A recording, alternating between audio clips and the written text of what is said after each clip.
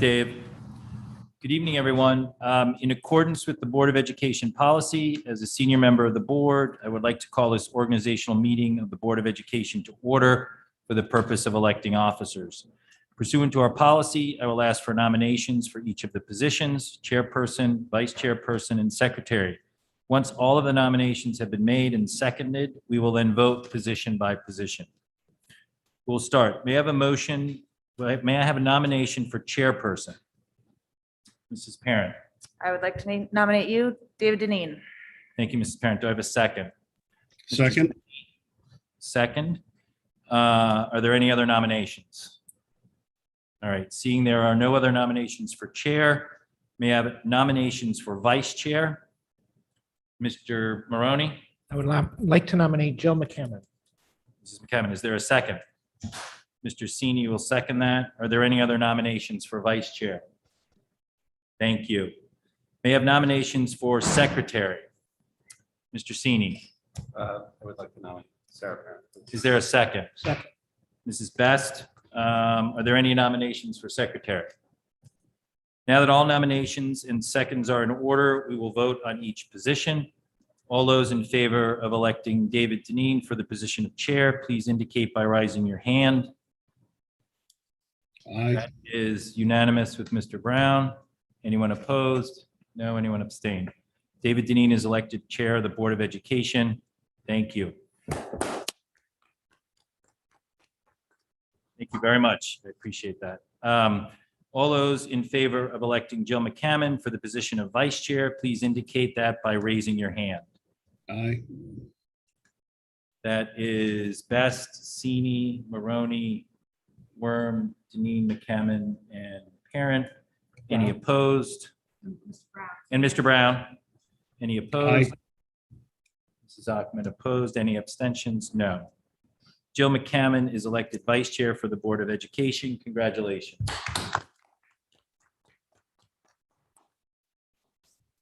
All those in favor of electing Sarah Parent for the position of secretary, please indicate that by raising your hand. That is unanimous, including Mr. Brown. Thank you. Sarah Parent is elected as the secretary of the Board of Education. Congratulations. Congratulations to everyone. May I have a motion to adjourn this meeting? Mr. Sini, second by Mrs. Ackman. Yeah. Thank you. I would like to call this regular meeting of the Board of Education to order. The next regular Board of Education meeting is on Tuesday, November 23rd at 7:30 p.m. in the board meeting room. Would you like for us to switch chairs? Sorry? Would you like for us to switch chairs, or you want to stay this time? If you want to switch chairs, sure. Want to move over here, Jill, and Sarah moves around. Tara, play a little musical chair. Tara and Sarah. Tara, Sarah. Good. Your name, please. Oh.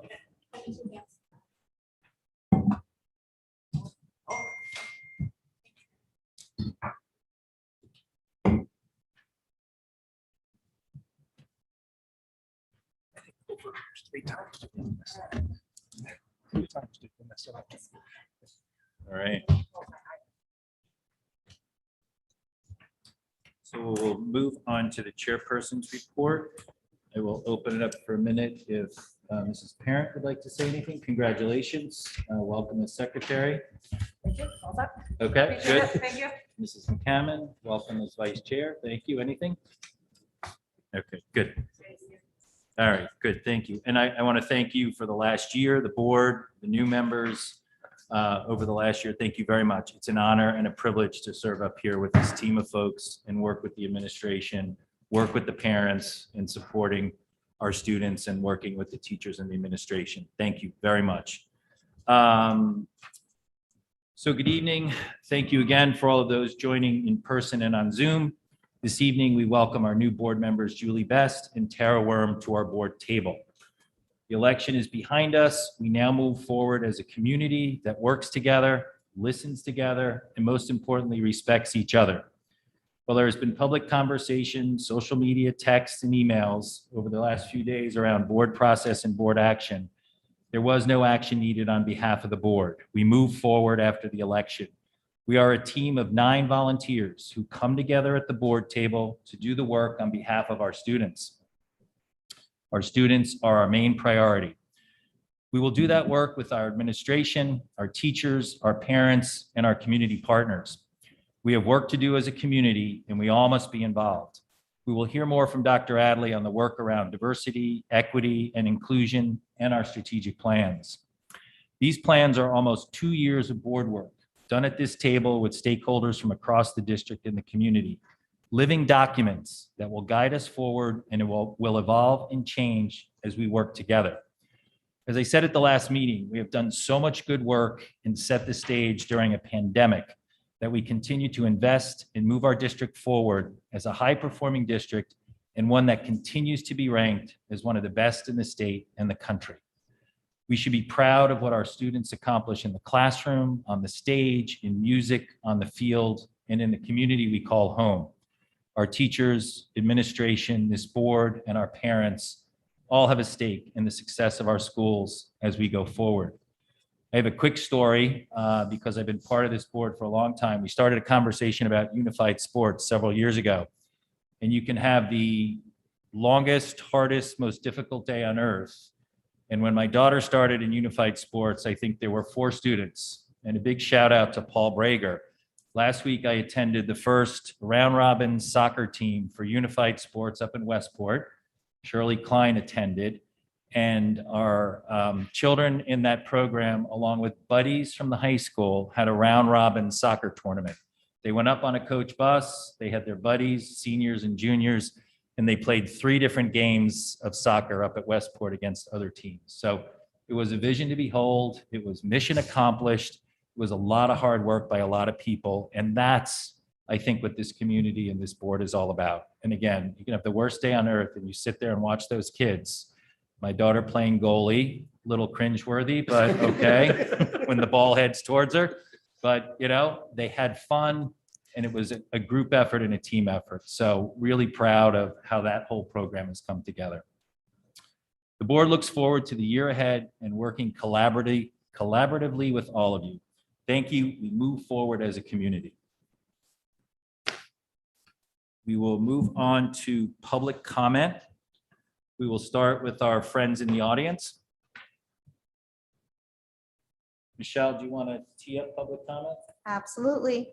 If you would like to speak during public comment and you are in person, please wait as a chair directs you to the podium. If you are on Zoom, please click the participant's icon on the bottom of your Zoom screen. Next, click the raised hand option. The facilitator will identify you and announce that you are unmuted for public comment. Once recognized and unmuted, please state your name and address.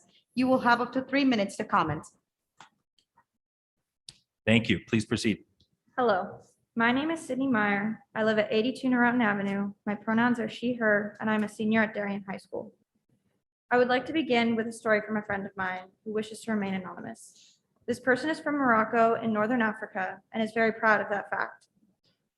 This story broke my heart, and I hope it inspires the change we need. On the first day of their World History class's Middle East unit, the teacher asked the class to write on the board what comes to mind when they think of the Middle East. Several students wrote words such as AK-47, Muslims, terrorism, war, and poverty. My friend spoke up and pointed out that those words are negative, insensitive, and largely untrue. One student replied with, "Of course you'd be defending the terrorists, you're one of them." My friend is neither Middle Eastern nor Muslim. The teacher said nothing. In my own world history class that same year, there were several boys in the class who would consistently derail the class with sexist, homophobic, transphobic, and racist remarks. The teacher said nothing. When I attempted to speak up, I was not only called names and ridiculed, but I was harassed by those same boys for weeks afterwards, to the point where I was afraid to go to class. I knew in those moments that I was not safe in that classroom because the teacher had stayed silent. These are just 2 examples, but there are so many more. I sincerely hope that these stories frustrate you and scare you as much as they frustrate and scare me. I am bisexual. I am a proud member of the LGBTQ+ community. I deserve to see myself represented in my curriculum. My peers in the Black Student Union deserve to see themselves represented in their curriculum. My best friend deserves to see her Latina heritage represented in the curriculum. Every single person, regardless of background, deserves that. We spent 12 years of our lives learning about Western civilization, white people, and colonization. This semester, I am lucky enough to be a member of the new African American and Black Studies course at DHS, taught by the wonderful Catherine Fulton. Not once until this year did I learn that African people explored and conquered Europe long before Alexander the Great. Not once before this year did I learn about the technological and societal advancements credited to Europeans that came from ancient Africa. Topics in classes like these need to be a mandatory part of the Darien curriculum. The battle against ignorance and hatred begins with education. I firmly believe that if these types of classes were mandatory, my friend would not be called a terrorist where they are supposed to be learning. I would not be harassed out of a classroom for speaking up against hate. It is not the responsibility of the minority students to educate. Change starts now, and it must start with us. It begins with the teachers who educate us. It begins with combating hate with knowledge. Our teachers deserve to be given the tools and the curriculum to do that. We as students deserve to feel safe, valued, and seen in our learning environment. Change starts here, and it must start now. Thank you for your time. Thank you very much for coming to Can you just speak. repeat your name? Sorry, the fan's really loud. Thank you. Thank you very much for speaking. Hello again, esteemed board members. I'm Libby Conachil. I use she, her pronouns. I live at 23 Fitch Avenue, and I'm a senior at Darien High School. A few weeks ago, I spoke to you about the patterns of hate and discrimination that I have observed in our schools and in our town as a whole. I come before you today to tell you that you can prevent these patterns from worsening in the future by including diversity, equity, and inclusion in the strategic plan, and also by making a strong effort to diversify the perspectives offered in our curriculum. It is my understanding that there are some people in this town who believe that our schools are currently considering teaching critical race theory to our students, though in my experience, the majority of people do not actually know what CRT is.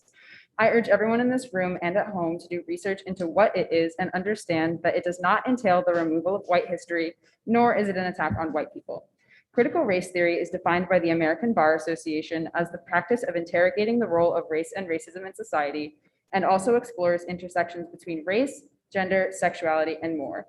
It acknowledges and explores the idea that racism is still alive in our society in an effort to help us understand how our history has brought us to where we are today and how we can improve.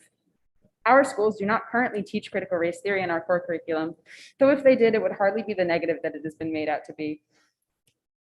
What our school has done is begun to offer an African American and Black Studies course and a Latinx Studies course, as was required by Connecticut law in 2020.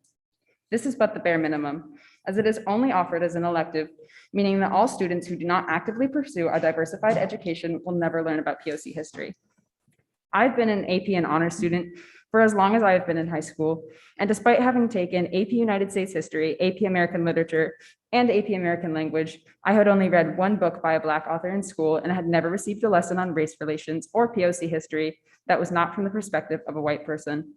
It was only by electing to take an additional Women in Fiction course that I received a lesson on intersectionality and the role of race in our society. These lessons should not have to be electives. There is a large community of students in our halls that identify as female, genderqueer, LGBTQIA+, or a racial minority, and yet somehow our school has managed to avoid representing them in our curriculum. Our core classes do not teach race relations and breeze past minority history. Our only classes focusing on diversity and inclusion are optional. We have no class environment where we learn about LGBTQIA+ history and experiences. If you truly plan to execute the 2021 to 2026 strategic plan, which wants to, quote, revise and or create curricula that are designed to responsibly represent diverse perspectives, end quote, then fix these issues. It is a common boast that Darien High School is one of the best high schools in the state, but I ask you, what are we the best at? What are we not teaching our students? Where do we lack? We lack in these diverse points of education. Teach minority history in our core history classes. Read books by female, queer, and POC authors. Teach about queer experience and gender identity in our sexual education classes. Teach about sexual assault in those same classes. Steps can be taken to ensure that every student in our high school feels that they are represented in the material that they are required to learn every day. So many of these students, they don't feel represented or seen in class. You have an opportunity in front of you to change this. What are you going to do to show them that you see them? Thank you for your time. Thank you very much for coming and speaking.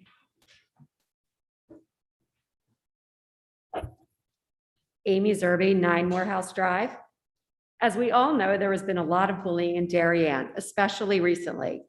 We see it in our schools with kids bullying kids, and we have seen it during the past election cycle with adults bullying adults and spreading rumors about families.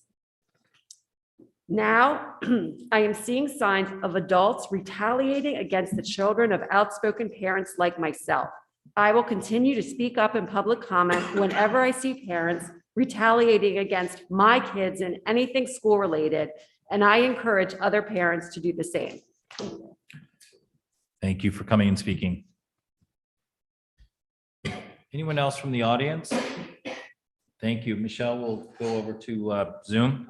Krista Carnes, you are unmuted and recognized. Krista, can you hear us?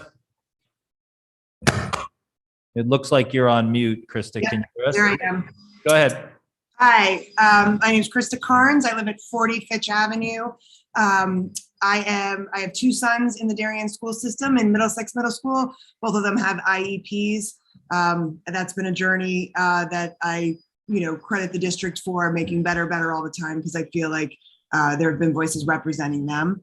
I'm also a graduate of Darien High School, class of 92, and a product of the Darien system.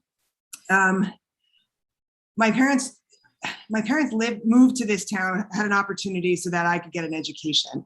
They were not college educated. I'm the first person to go to college in my large extended family. And quite frankly, we really didn't have enough money to live in this town. And being different in this town has always been hard. And from all of the talk in the last months and hearing the stories of these amazing students, hold on a second, I'm so sorry. These amazing students, being different is what is harder than ever. And that's just not right. So I think with the strategic plan that I'm speaking in support of, we need to just include more voices. We need to be attentive. Somebody much smarter than me told me once that we live up to what we write down. And I think you all have the strategic plan has been thoughtfully put together. It is open enough for many different voices to be considered. It is open to research. It's open to the latest thinking. And gosh, if we were still teaching what they taught back in 1990s, things change, history changed. And Mr. Deneen, I believe it was you who said that Darien is a district in motion. And I really hope that this new board continues to move forward in that motion, because the only other option is moving backwards, and that is not going to take care and protect our children. So thanks, and sorry for the dog. Krista, thank you very much. Susie, you are unmuted and recognized. Good evening. Thanks for allowing me this time to speak. I realize now that I don't have too much to say between what Mr. Deneen said and what the kids just said. I would just like to echo both those sentiments, that we need to put our personal agendas and politics aside and move on for the sake of our kids, for the sake of those 2 brave young people who just spoke about others who are just as brave, who are living their reality every day in the high school. I have been doing some research to help myself become informed. And I came across this article. You know how we've in the wake of a lot of mass shootings, we've become rather complacent, and we've it's become status quo. And as a parent, I remember being so comforted by the whole Mr. Rogers saying of looking for the helpers, but then we're not looking at the reality of what's happening. And I read something in an article today from npr.org, and I just like to read from it. This is a ghost town of a sentence. Who is the subject? Even the feeling of sadness is floating there unclaimed. Children hear passive voices.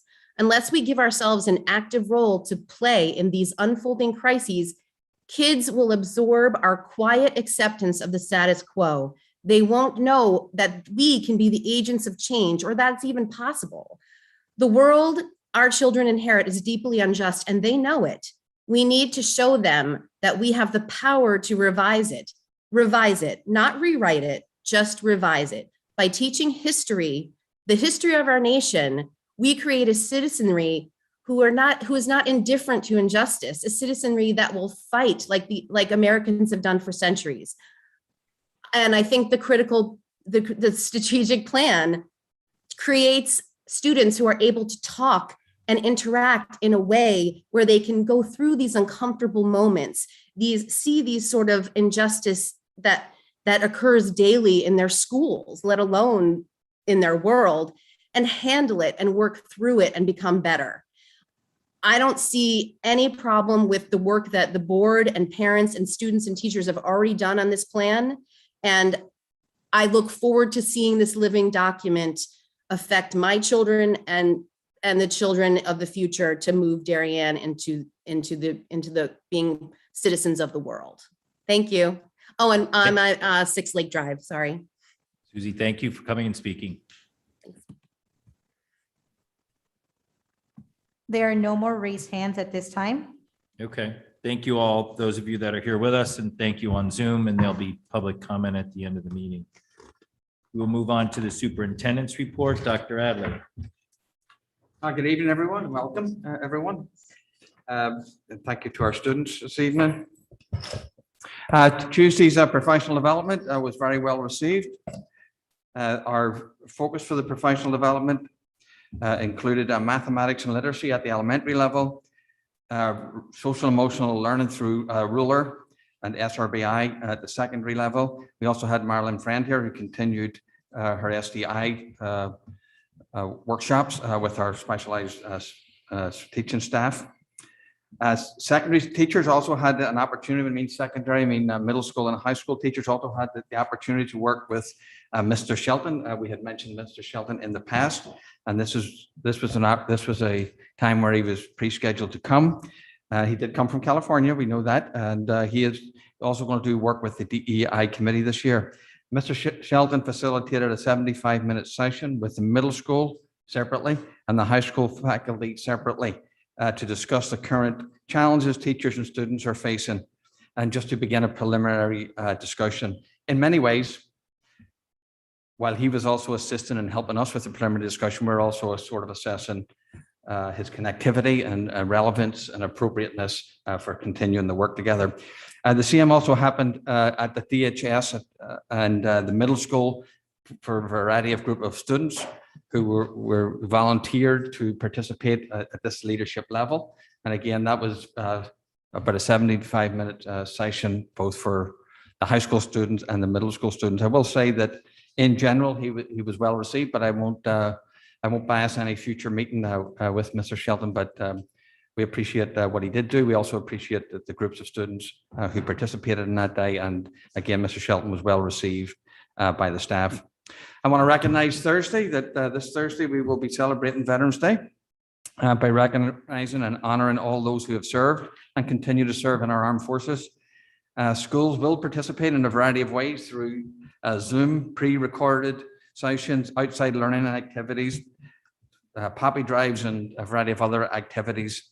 Thank you to all the parents and the veterans who are for their participation and making this day special for our students, for their stories that bring the reality to life to our students, and for sort of sharing their heroism and, most importantly, their service. So again, we thank our students. It is an important day to be in school. I think our students, the best way they can honor in many ways our veterans is by learning about them and celebrating them in that particular venue. So we look forward to Thursday. The middle school has been working in close collaboration with the ADL, as I have shared with you before, and in close consultation with the ADL, they'll be starting a series of educational experiences, which will actually start this Friday. We will send a letter out to parents. Mrs. Rodriguez will send a detailed letter out to parents as to what are the nature of that discussion, what are the events that are going to happen, what are the children actually going to preview. Essentially, it'll start on Friday with background on World War II and the Holocaust, and not all our students have had that. Certainly sixth graders and seventh graders have not received that just yet in their education. So there will be social studies will address those issues on Friday. And Monday, students will preview a video, which I previewed it too, and I thought it was very well done. and it was actually selected by the ADL. They were looking to bring in any survivors from the Holocaust, which there are a few at this point, and particularly they're reluctant to come in given their age and given health and safety. And also the option was to talk about bringing in maybe children of survivors. They settled on this option. The students will preview this particular video, and we'll share that with the community and with the board and with the middle school parent group. They will be also talking to a high school student, not a high school student from Darien High School, but a high school student from the region who continues to experience prejudice in this particular area around anti-Semitism. And this person has done this before. And so we're doing this hand in hand with the ADL.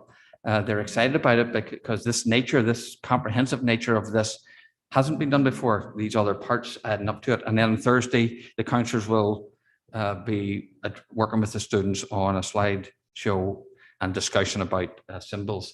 So it's a week-long educational experiences. It'll give the kids will have a chance to talk to the high school student too.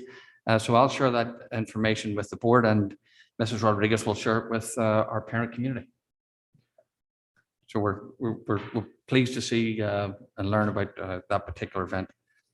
Again, I did preview the video, and I thought it was extremely well done for the particular age level that we're talking about. And honestly, I don't know that we would be able to select that completely. It was nice to have their assistance in it. And it really is through the voice of young people and through their diaries living through the Holocaust. It's very, very powerful. Screen and Stay program, as you have learned recently, was rolled out by the Department of Public Health and the Department of Education as an option for schools. It seemed very straightforward to take that, as if it keeps some students in school, that's a benefit that we can do. And I want to thank Alicia Casucci, our Director of Nursing, and all our nurses for quickly jumping on board and putting in place real quickly for today, or for, Monday, to start the program. The Department of Public Health only reviewed the program with us fully today. And so we had it up and running for kids, and there are students who already benefited from the program.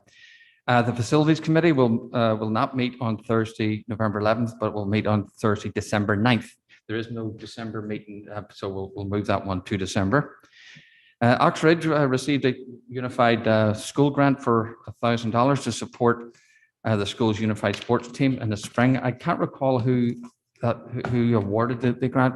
Richard, do you know who awarded that grant? I'll need to find out who actually awarded the grant, but it was nice for again, the programs that you're talking about, Mr. Deneen. Quiz Bowl is up and running again, and Saturday, November 20th, we'll have over 50 students from the Middlesex, and there'll be teams coming from New Jersey, New York, Massachusetts, and Connecticut, all coming together to compete. So it's nice to see that come back. This week, we reinstated the recess at the middle school. I want to thank the administration and the teachers for working through that and making that possible. So that started on Monday. Robotics is getting ready to be rolled out. We have staff members for elementary, and we have staff members, advisors for the middle school. We will need to we're looking at getting the staff members for the high school at this particular point. Next week, there will be professional development for those people who are participating, because you need to do professional development to actually get the program up and running. So we anticipate the program actually starting in December. We bit of a slower start, but that's okay, because we have the people in place now who we need to actually run the program. So that's an exciting opportunity for all our students. Caps Caves Convention is on Friday. Starts at 8:30 at the Mystic Marriott Hotel. The title of it is The Future, Civility, Diversity, and Student Voice. If anybody is interested, I still think we can get people in. I will pass this one sheet around that gives you a wee idea of some of the workshops. You can get a sense from the title of what it is, but I'll just pass these around. You can, if you're interested, just let me know, and we'll get you in. Mr. Tramberg will be heading down there on Friday. We also have a series of parent tech workshops. One is for tomorrow for the middle school parents, parenting in the digital age. And then Friday is the high school. If you want to know everything to know about digital footprints, you might want to tune into that one. So the information is on the district website, and we thank Dr. McGettigan for offering those. Those are all my announcements, Mr. Chairman. Thank you, Dr. Adley. We will move on to approval of minutes. It is requested that the board approve the minutes of the special meeting and executive session held on October 26, 2021, and the minutes of the regular meeting held on October 26, 2021. We have a motion to approve. Mrs. Ackman, second by Mr. Maroney. All those in favor? I do not see Mr. Brown, but it's unanimous with those of us that are here. Also, yeah. Yeah, anyone abstaining? Tara and Julie, who are not here. Thank you. You good, Sarah? Yeah. Great. Board committee reports. All right, there is a Oxbridge Building Committee meeting on Thursday at 10 o'clock. Work is being done on internal finishes and furniture to get ahead of that in terms of, supply chain challenges, but we think we're in good shape there in terms of that, just because of where we are with moving the move-in date over the course of the summer. So everything is going well up there. I will reach out to board members if there are former board members that were part of this, and we'll get a tour scheduled on a day that works for everyone. It's awesome to see the brick going up and see actual formation of the school coming together. So that continues to move forward on schedule. Any other board committee reports at this time? Good. We'll move on to presentations and discussions. Darien Public School update. Dr. Adley. Alicia's behind there, isn't she? Well, since Alicia was kind enough to come this evening, right, I'll let her talk to some of these, but suffice to say that we were pleased for the Screen and Stay program. We're excited about the immunization workshops, which were like sold out in about half an hour, basically, and we're working to get more of them. We are seeing a wee bit of a uptick in cases as of even today, and Alicia will fill you in. This chart that I'll share in a moment, well, actually, I'll just share it right now. If I can you share that? No? Doesn't seem to want to go. Anyway.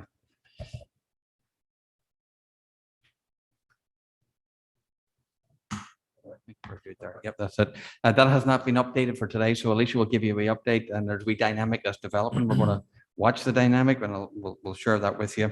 CIAC, I'll give you a wee update of some of the changes that they're proposing potentially. And with that, Alicia, you were kind enough to come this evening, so do you want to fill the board in?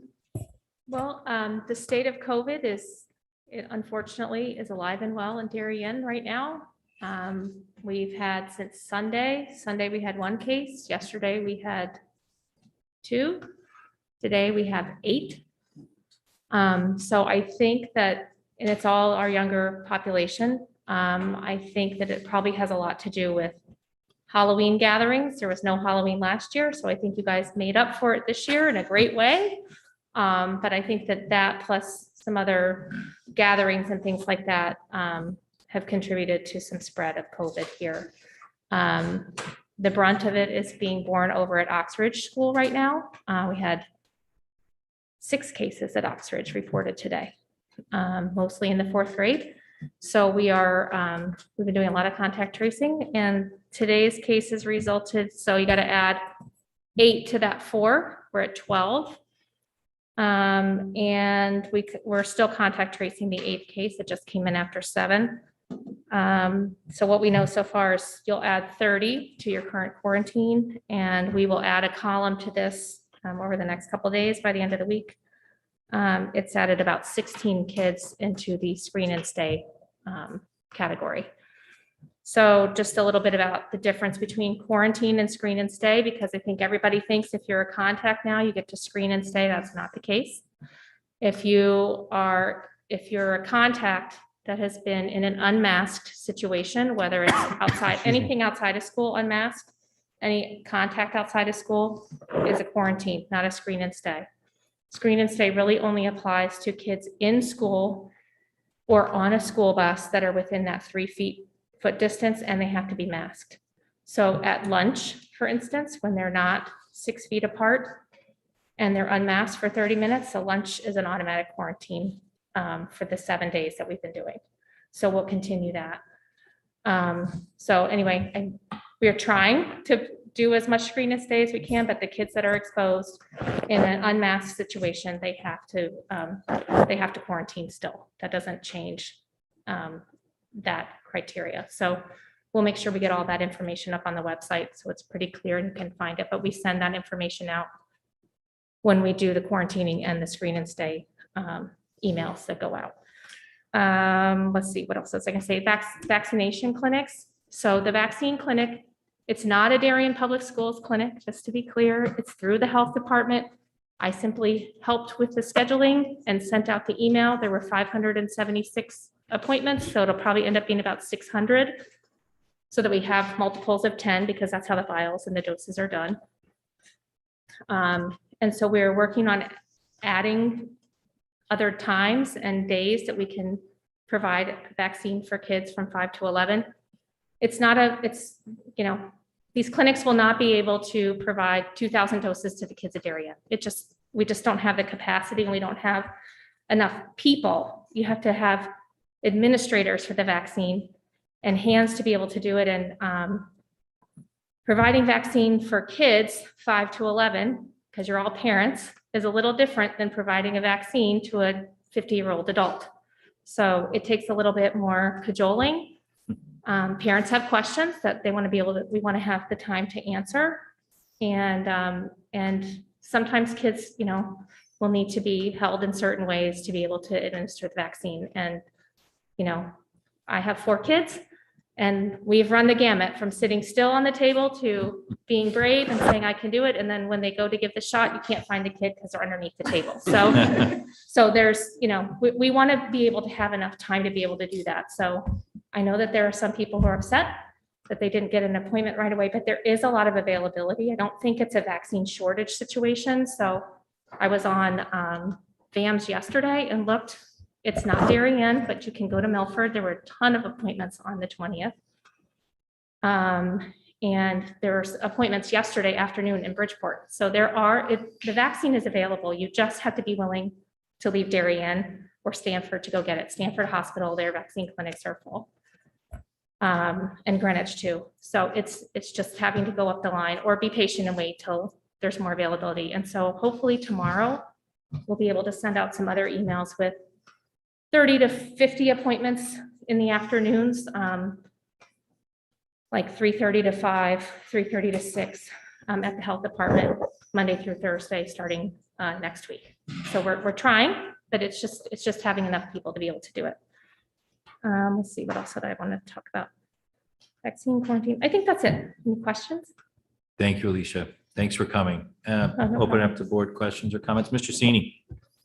Is it simply just experts or those qualified to administer it? You just don't have enough people, or is it a resource issue? I think it's people comfortable giving vaccines to kids. So like with the adults, they had EMTs and other pharmacists and people who are comfortable giving it to adults. But then when you throw the element of the 5 to 11-year-old emotional state into that, I think that it becomes a more of a, I'm not sure I'm comfortable doing that. So we're working on that. And, part of it was, do we need to do some education and help people, train people so that we have enough vaccinators? And is this just Pfizer vaccine? Just Pfizer. That's the only one that's approved for kids 5 to 11 at this point. Thank you. Mr. Maroney. You mentioned screen and stay is about masks and unmasked. Is there anything to do with vaccination status or anything to do with vaccination status? Is my question. So it is only for the unvaccinated or partially vaccinated really apply to screen and stay. So anybody who's vaccinated, it doesn't matter. Like if we're vaccinated, I don't know. I'm assuming you are. Let's pretend you are. If you're not, whatever. But we're within 6 feet of one another. We're wearing masks. If Ms. Parent came down with COVID, then I wouldn't have to quarantine because I'm vaccinated. I would just watch for symptoms. So anybody who's vaccinated does not get quarantined. So we try to get that information from parents for the kids that are vaccinated, from staff members that are vaccinated. So for the younger kids, once they're fully vaccinated, the ones that are, if we get that information and we put that into our nursing documentation system, those kids will no longer be vaccinated. They'll just be notified that they're a contact. And then they should watch for symptoms. So anybody who's vaccinated who develops symptoms after contact really should quarantine and get tested. Mrs. McCammon. The addition of a screen and stay is very exciting. I just would like to know whether or not it's an additional significant workload for your office. So it would have been, but the state health department over the past week changed it from doing monitoring a daily screening for 14 days to having to do a one-time screening that the parents submit. And then, in our information there to continue monitoring for 14 days, but we don't have to collect that information for 2 weeks. So we've created a Google form online. We send out the link. The parents, the first day they come back, fill out that. The nurses will follow up to make sure that everybody who's back, who's under the screen and stay program has submitted that. And then it's really up to the parents to continue monitoring for symptoms. I want to thank Alicia and the staff for really getting this up and running just right away. I'd also mention that you might see a wee bit of a conundrum of a contradictory statement, because when the screen and stay, according to the state, it's 14 days of quarantine, and you might go, wait a minute, are we back to 14 days? Under screen and stay, technically, we are back to 14 days. We have had discussions with our medical advisors and our team, and it looks like we will go to what we're doing for other situations, which is test after 5 days, come back after your 7th day out type thing. So just give us a wee bit of time just to roll that out. But that seems a concession that our medical advisors and team are willing to, because the other thing, it's hard to make sense of it, to be honest with you, to correlate, line things up, the story up. Yeah, sometimes it's starting to get a little confusing, I think, a little contradictory, but because you're screening and staying, you're not required to get a test at day 5 to be able to be released at day 7. But even with the screening, or even with that quarantine, 7-day quarantine, you are supposed to watch for symptoms for a full 2 weeks. I will say for the CIAC, what we are hearing is that the CIAC are contemplating scenarios where athletes inside the school, if it's volleyball or whatever it happens to be, would not have to wear masks. Now, honestly, I'm having a hard time lining that up to kids in an academic classroom having to wear masks.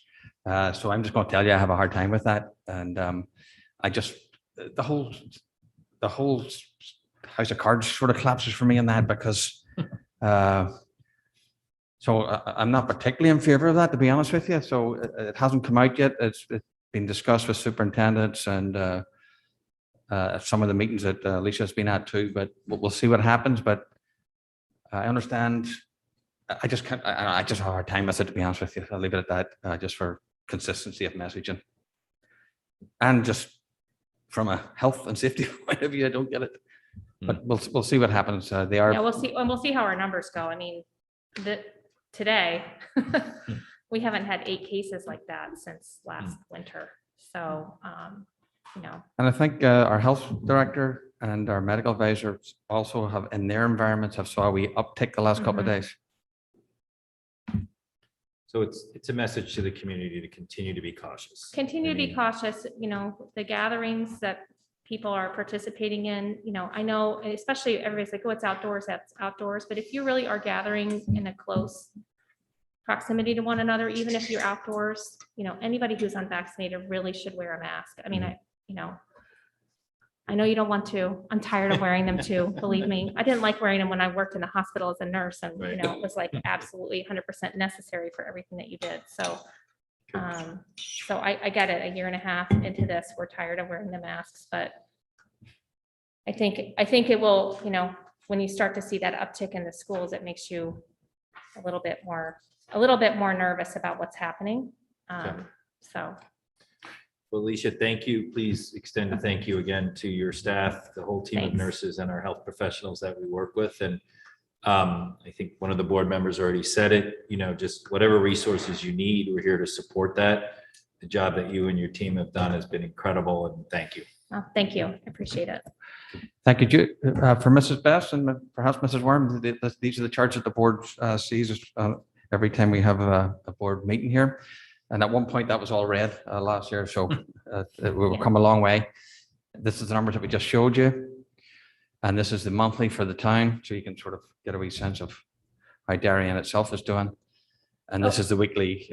I'm sorry, I thought of one other thing. I've gotten a couple emails from people wanting to know, like the survey that we did based on, will you vaccinate your child 5 to 11? So I'm just going to run some numbers off the top of my head. It was about 2,200 people responded. And what I'm not sure of is if that was each household only responded once, or if it was, a couple people, both parents from the household or guardians responded.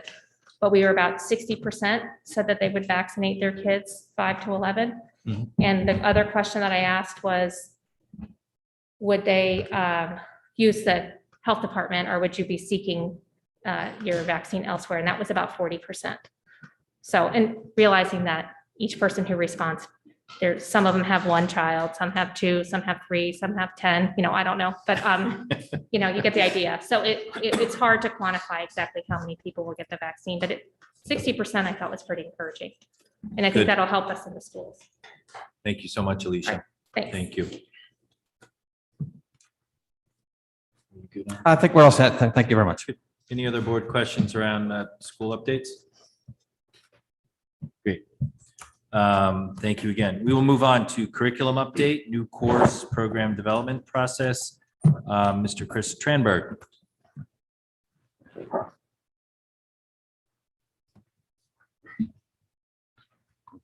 Oh, sorry, Chris. All right, all right.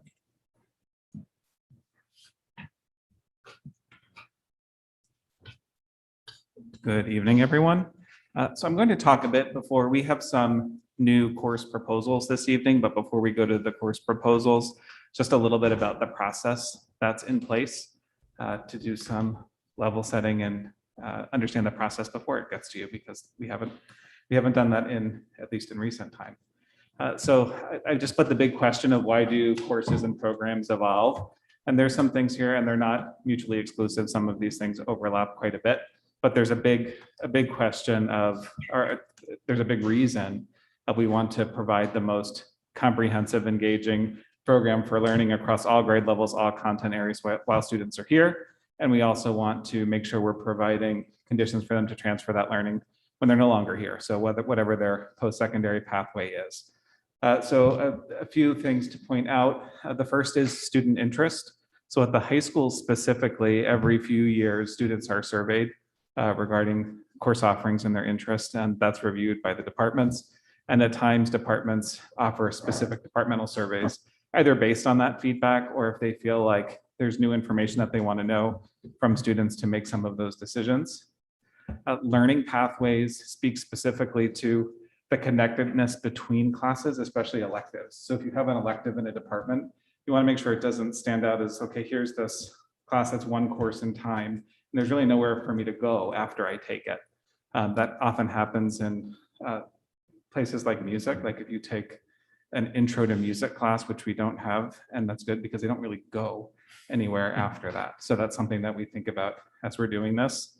Just wanted to point out things like the vision of the graduate and strategic plan alignment. So with the vision of the graduate, it's not about creating courses in the vision of the graduate. It's making sure that those 6 indicators are embedded in how we're designing what those courses are. And the big driver, as I've mentioned several times this year, is if standards or frameworks change for any specific content area, that pretty much says you have to press pause and do a big look at what you're offering and change it. And then another obvious one, if there's gaps that we're not offering something that other places are, that determines the need for us to create some courses. So this is the process, and there's a slide that goes through each level, and I won't read each phase of the process, but you are seeing the new courses tonight, which is a different timeline than we've experienced in the past, in part because the board has asked when we've done this process, here comes a new course, and we have already had our budget meetings. And the question is, well, what are the implications for the budget? If we approve this now, are there FTE implications? Are there new materials? So we moved up the timeline quite a bit so we can have those discussions prior to budget season, which is upon us. So at the high school, the general process after the survey, it goes to teachers and then moves, the departments work together, and it moves to what is called the curriculum council. And that's made up of teachers from each department. And then it goes to uh-oh. And then it goes to, there we go. Then it goes to an administrative group.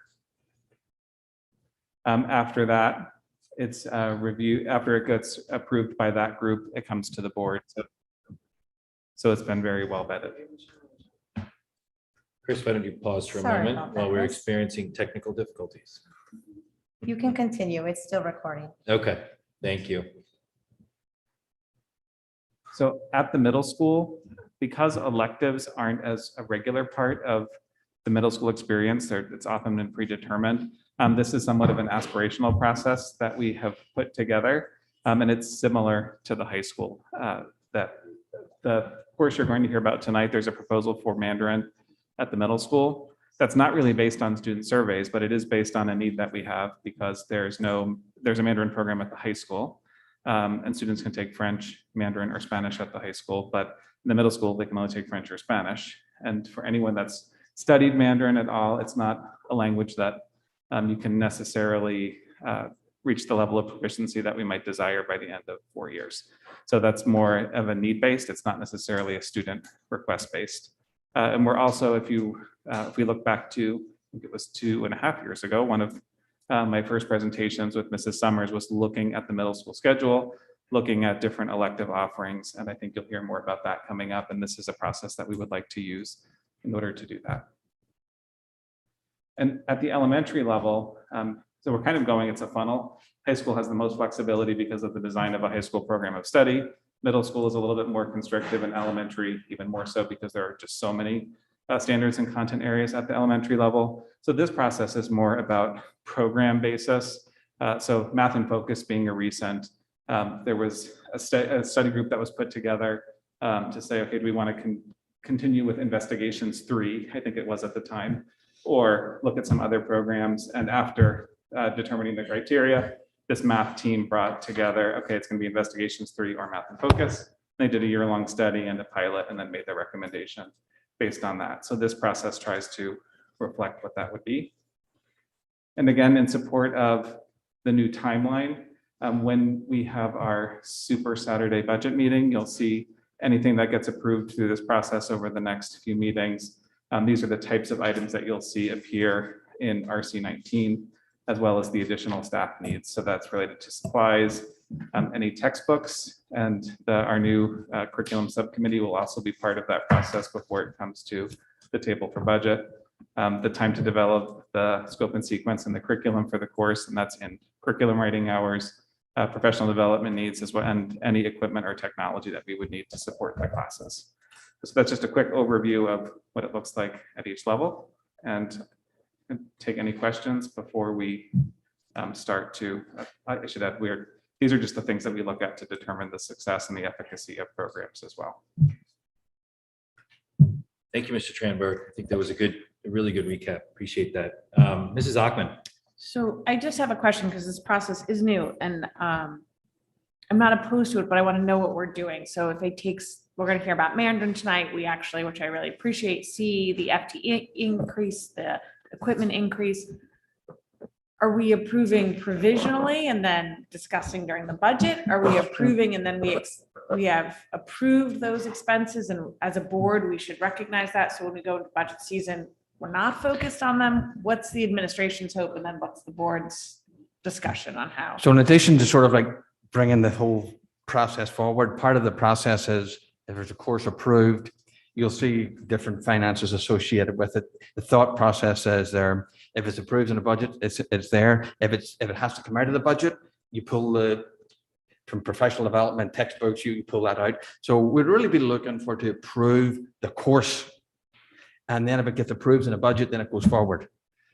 And if it doesn't, so the fidelity of the course is what we're really looking for the board to approve. Yes, you're getting a wee sneak peek at some of the monies involved. But I don't want that to complicate it. We can present those monies during the budget process, but you're getting a sense of the courses that are going to show up and in the budget process. So we're approving the course conceptually. Correct, And then yes. when at budget season, we'll have the conversation That's in correct. regards to financial. Yep. And the good thing is if the course gets approved, but we can't run it because of the budget, at least it's approved and we can bring it back the next year without having to go through approval again. It just. Sure, I actually prefer it. I just want to know what, when we are asked to make approval, exactly the expectations around that are. Thank you, Mrs. Hockman. Any other board questions or comments? Yes, Mrs. McCammon. I have two, actually. My first is, thank you for this. It's really helpful to see it all laid out. One of the things that we talked a lot about a few years ago was vertical alignment. So could you just spend a minute? I can see how we're doing horizontally, and certainly, between the secondary levels, we have the department chairs to cross over.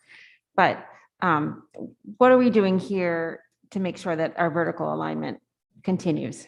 So I'll say the most important piece for us with vertical alignment is the curriculum leadership team, which is made up of the director of elementary education, as well as all the department chairs. So when we're looking at the curriculum, we're making sure and checking for that in our process along the way. My second comment was, I loved your beginning slide where you talked about the different drivers, why you would create new courses. And I know it's all embedded in all of the new courses, but I thought if we could consider, as we look at this process and how it works, that's just a really digestible way to say, what are the 1 to 3 reasons why we put this course in the pile? And it also helps us see alignment maybe between vision of a graduate and our coursework, or, a change from any other change. So, some sort of framework like that, that's really easy to access. I would ask if we could look at that for the future. I think that's a great suggestion. I'm hoping one of the items that the new curriculum committee might take on is, what do we want the proposals to look like in order to indicate exactly that? So where's the strategic plan alignment? Where is the vision of the graduate alignment? So we can make sure we're clear, because we don't want to be offering or suggesting things that aren't supporting that. Thank you. Thank you, Mrs. McCammon. Chris, could you just go back to the high school or the middle school, maybe the slide there? I think what would help down the road, and I think this is great, starting to lay out the process. These are great questions here. In some way, shape, or form, we've invested in a lot of people over the course of the last year. And I think seeing some type of chart in terms of all the people involved, from where Julie's role sits to where the department chairs sit, I think that would help kind of fill in the picture of how the process works, seeing all the players. So I think that would help, if that makes sense for the board. Absolutely. Thank you. Any other board questions or comments? Good. Did we lose it? That was it. No, the next one. Oh, you didn't, you don't have one. Yeah, finished. the next Yep, is yep. the memos, So the next is, the new courses. yep, discussion on proposed new courses for Darien High School for the 2022-2023 school year. Mr. Tranbrook. So before we get to the high school, I know Mrs. Rodriguez is here, as well as Mrs. Maurizio, to talk about the Mandarin program. And so I think Ms. Maurizio is going to take the lead on some of the highlights of that proposal. I'm back. Christina, you're Hi. taking us all around the world, and now you're teaching us Mandarin also. I'm back.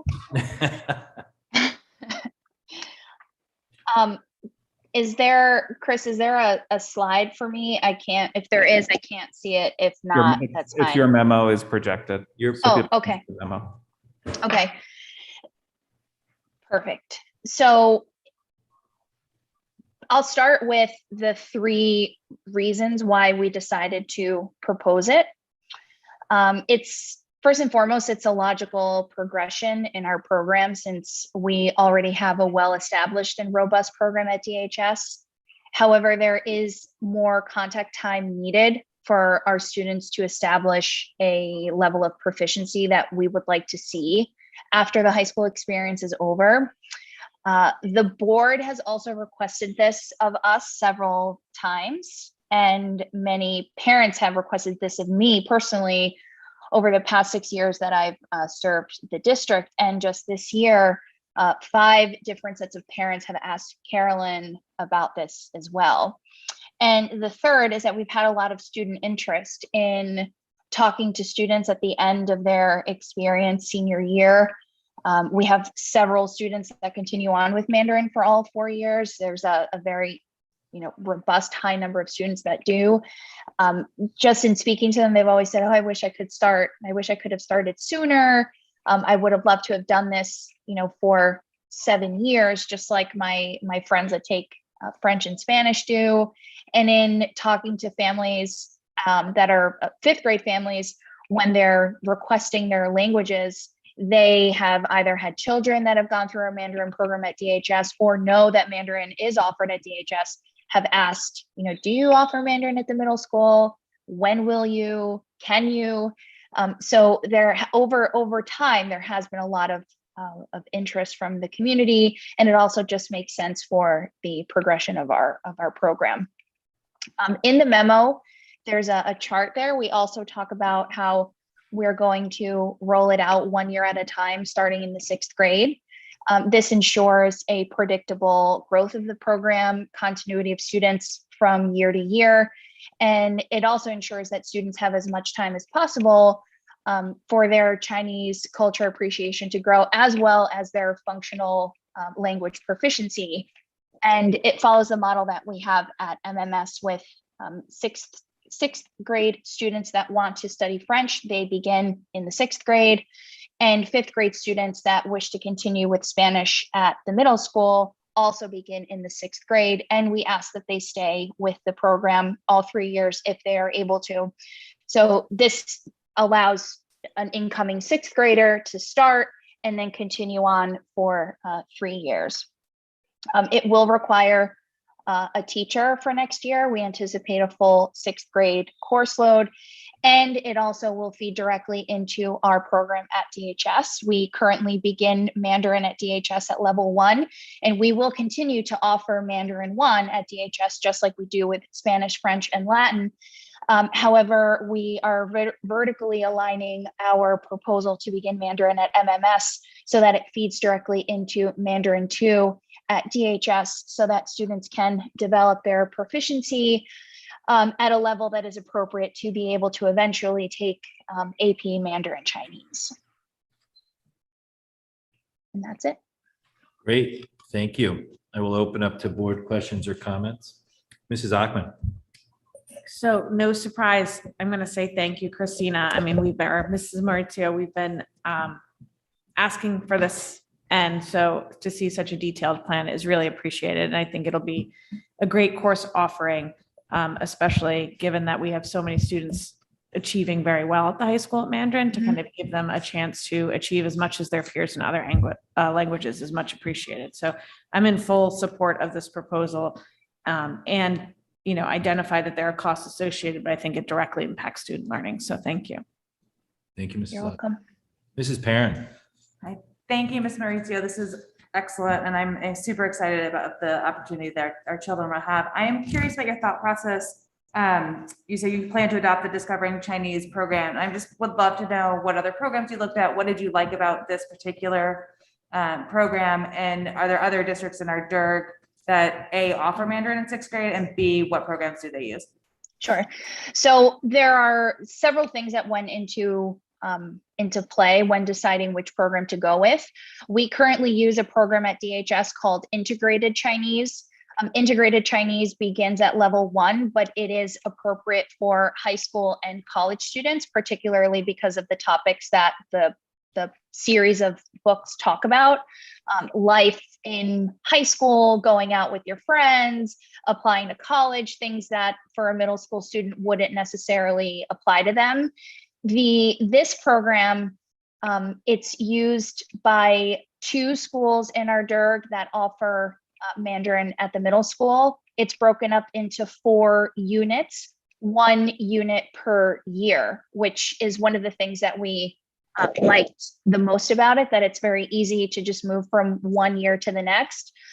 I do say this in my memo, the reason why we're not going to be using unit 4 is because unit 4 looks exactly like the first part of Mandarin 2 which is where the students that would go through this full program will eventually end up. Another reason why we chose this program is because of the resources that come along with it. So students get what they call a work text. And one of the hallmark features of learning Mandarin is you not only have to learn how to speak and read, but you also need to learn how to write and write the characters. So this work text comes with writing exercises directly built into it. And there's also an online component that works on any web browser. So whether a student is using a Chromebook at home and then switching to another type of device, a Chromebook in school and switching to another device at home, if they have access to it, they'll be able to do those activities online, in school, and at home. And the teacher is able to assign those activities directly to the student, whether it's any type of traditional assessment, like we're going to do page 10 of the workbook, or I want you to go home and log into this program because there's a video with questions that I want you to prepare to then bring to school the next day. So it fits really well with the technology that our students have available, but is also very conducive to learning Mandarin the way we would like our students to learn Mandarin, not only being able to speak and read, but also to be able to write, which is one of the more challenging aspects of learning the language. Thank you. Thank you. Any other board questions or comments? Yes, Mr. Maroney. Do we have, first, thank you. This is very exciting. But the question I have is, do we have any space concerns at the middle school to offer a new class, to have enough classroom space to house the class? No, we currently don't have any of those issues because it'll be the same number of students. So they would just be incorporated into the current schedule, and we have room to accommodate them. Mrs. McCammon. I just wanted to ensure that I can read the memo correctly on the second page. It's an incremental FTE per year, or it's one FTE period. I'm just not sure. One the first year, two the second Second year, year. three Yeah. the third year. All right, thank you. It's the way the memo is presented, it's incremental.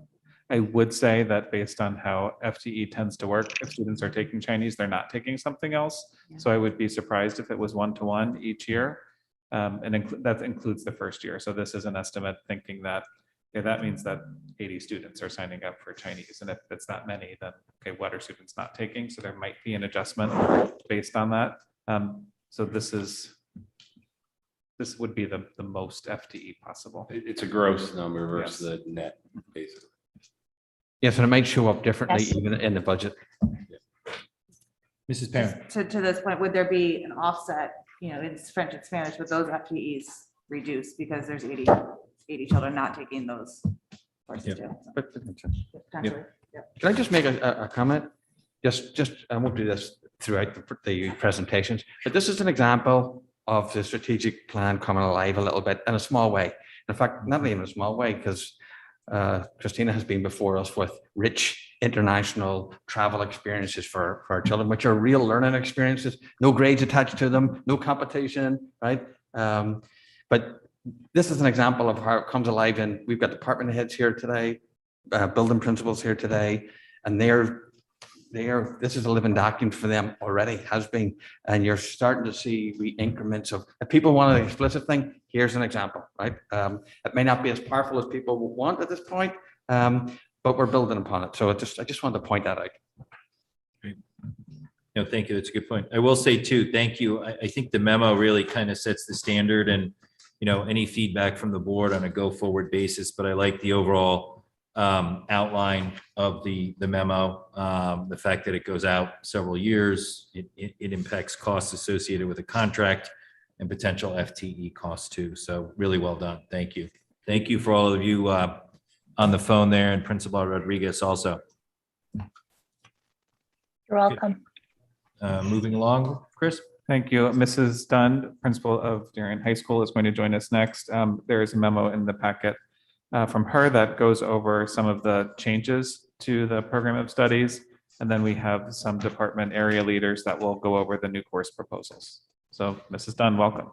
Welcome. Thank you. Thank you very much for having us. I am happy to have Keith Keeler and Francis Janowsko, Christina, who is going to stay on, Greg Darren, here this evening to talk about some of the new courses that are being proposed. You have those packets already with you. Also wanted to highlight first some of the changes being proposed that are not new curriculum proposals, but some ideas about how to approach some of the courses and some renaming. So first was the digital journalism course. This is the course that ultimately delivers the digital newspaper for Darien High School. And the proposal here is to restructure the delivery of the curriculum, not the curriculum itself. What we have learned, applying what we have learned through the pandemic. And this is a course that is particularly suitable to looking at a hybrid model. Much of the work is independent, with students all working toward the same goal of producing the newspaper. But much of the course is independent work, independent writing, cooperatively, very creative work, laying out the newspaper, the artwork that goes with that. And so we are going to request that we consider that 50% of the classroom time is spent in the classroom, and that 50% of the time is spent online through asynchronous instruction and also one-on-one meetings with the teacher during that time. The concept of freeing up students' time, giving them some capacity to make their own decisions about when their work would be done, rather than necessarily during, let's say, period 4 at the high school, may allow for some other coursework to be taken on, and also recognizes that there is independence built into this course. And we think it will be an interesting model to apply the hybrid learning to. Shall I go on, or would you like to stop for questions? Why don't we pause through each one, since they're very Okay. different. And thank you, Mrs. Dunn. I love the whole concept and how you approach that. So that sounds great. Any questions on digital journalism? Yes, Mrs. Ackman. So can you talk a little bit about how that works, as it's a course for credit, right? Would the teacher on the asynchronous day still be meeting with every student on that asynchronous day? Would the check-ins be as needed? What does staff time look like on those days where they're not checking in? Yeah, Francis is there. I'm sure he'll jump into. I can see his hand moving there, but yeah, I think that we are. The design would be that there would be lessons on the alternate days that would be posted by the teacher. The teacher would also be free on those opposing days to meet one-on-one with students in conference. As you would expect, even in the typical course as it is designed now, students are working within the classroom setting, are walking up to the classroom, showing the teacher their work. And so we don't envision that it would be that much different, but on the asynchronous days, there would have to be some check-ins, some work progress shared. Teacher would be able to comment on that work. Students would be able to comment on each other's work. And so it's allowing us to take what we've learned through this experience that we've had and try to take some of that positive learning and apply it to this particular course. Francis, you might want to add something. I don't have much more to add to that. You've said it very well, Ellen. And during that blended learning period, the teacher would be rotating and, as Ellen said, conferencing with individual students or small groups of students on some of the projects that they're working on for the newspaper. But at the same time, there would be a blended learning assignment or a lesson posted for the other students to access. And that would typically be a video of the teacher going over the teaching point for that particular lesson, talking about the expectations for the work. There would be some resources, readings, and videos posted for the students, say on Google Classroom.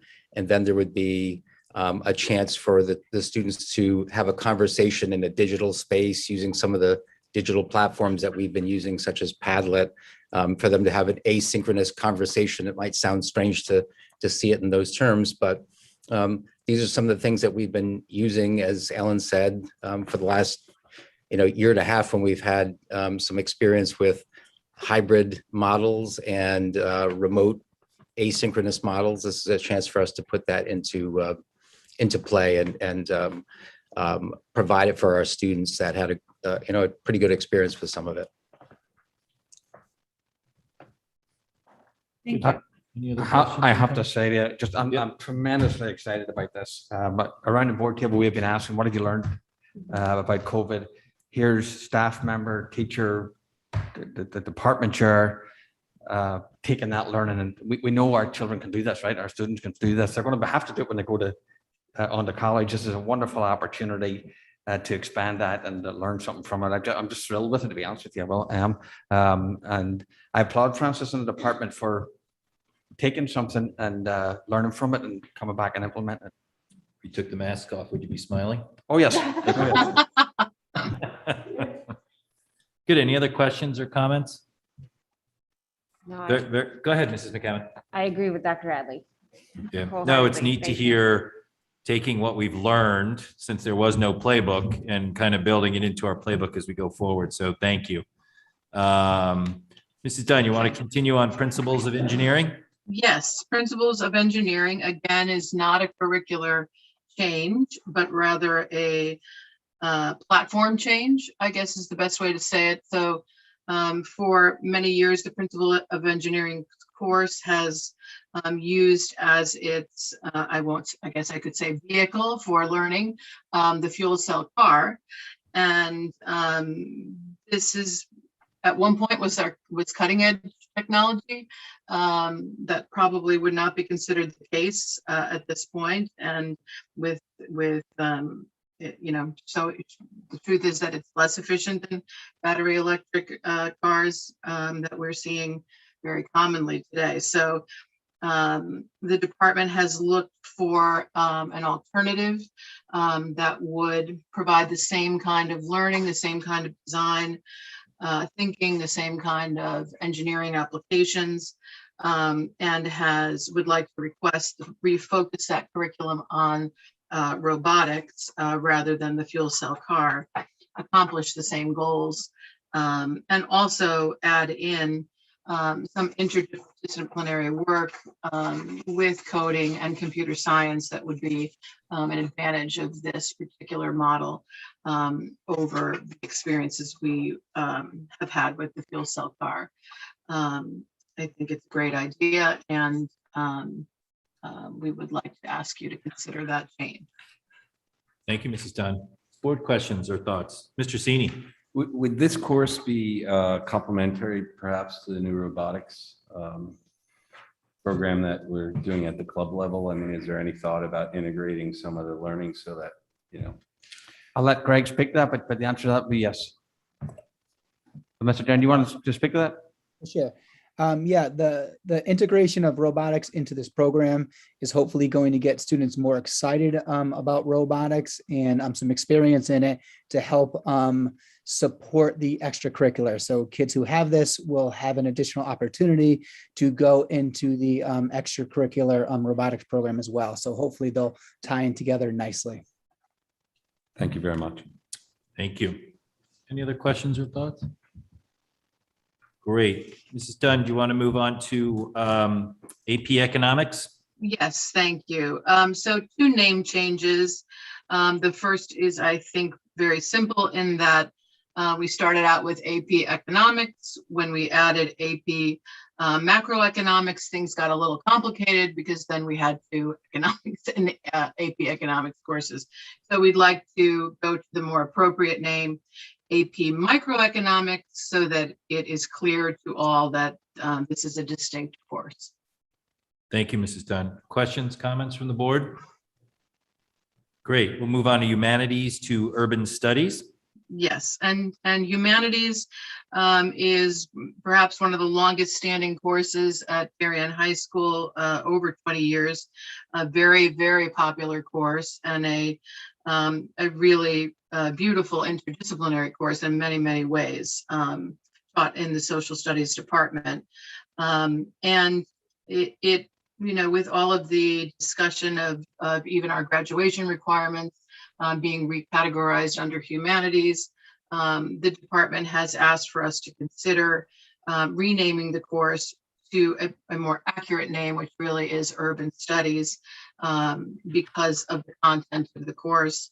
And the, again, it just is more an explicit communication of what the course really is about.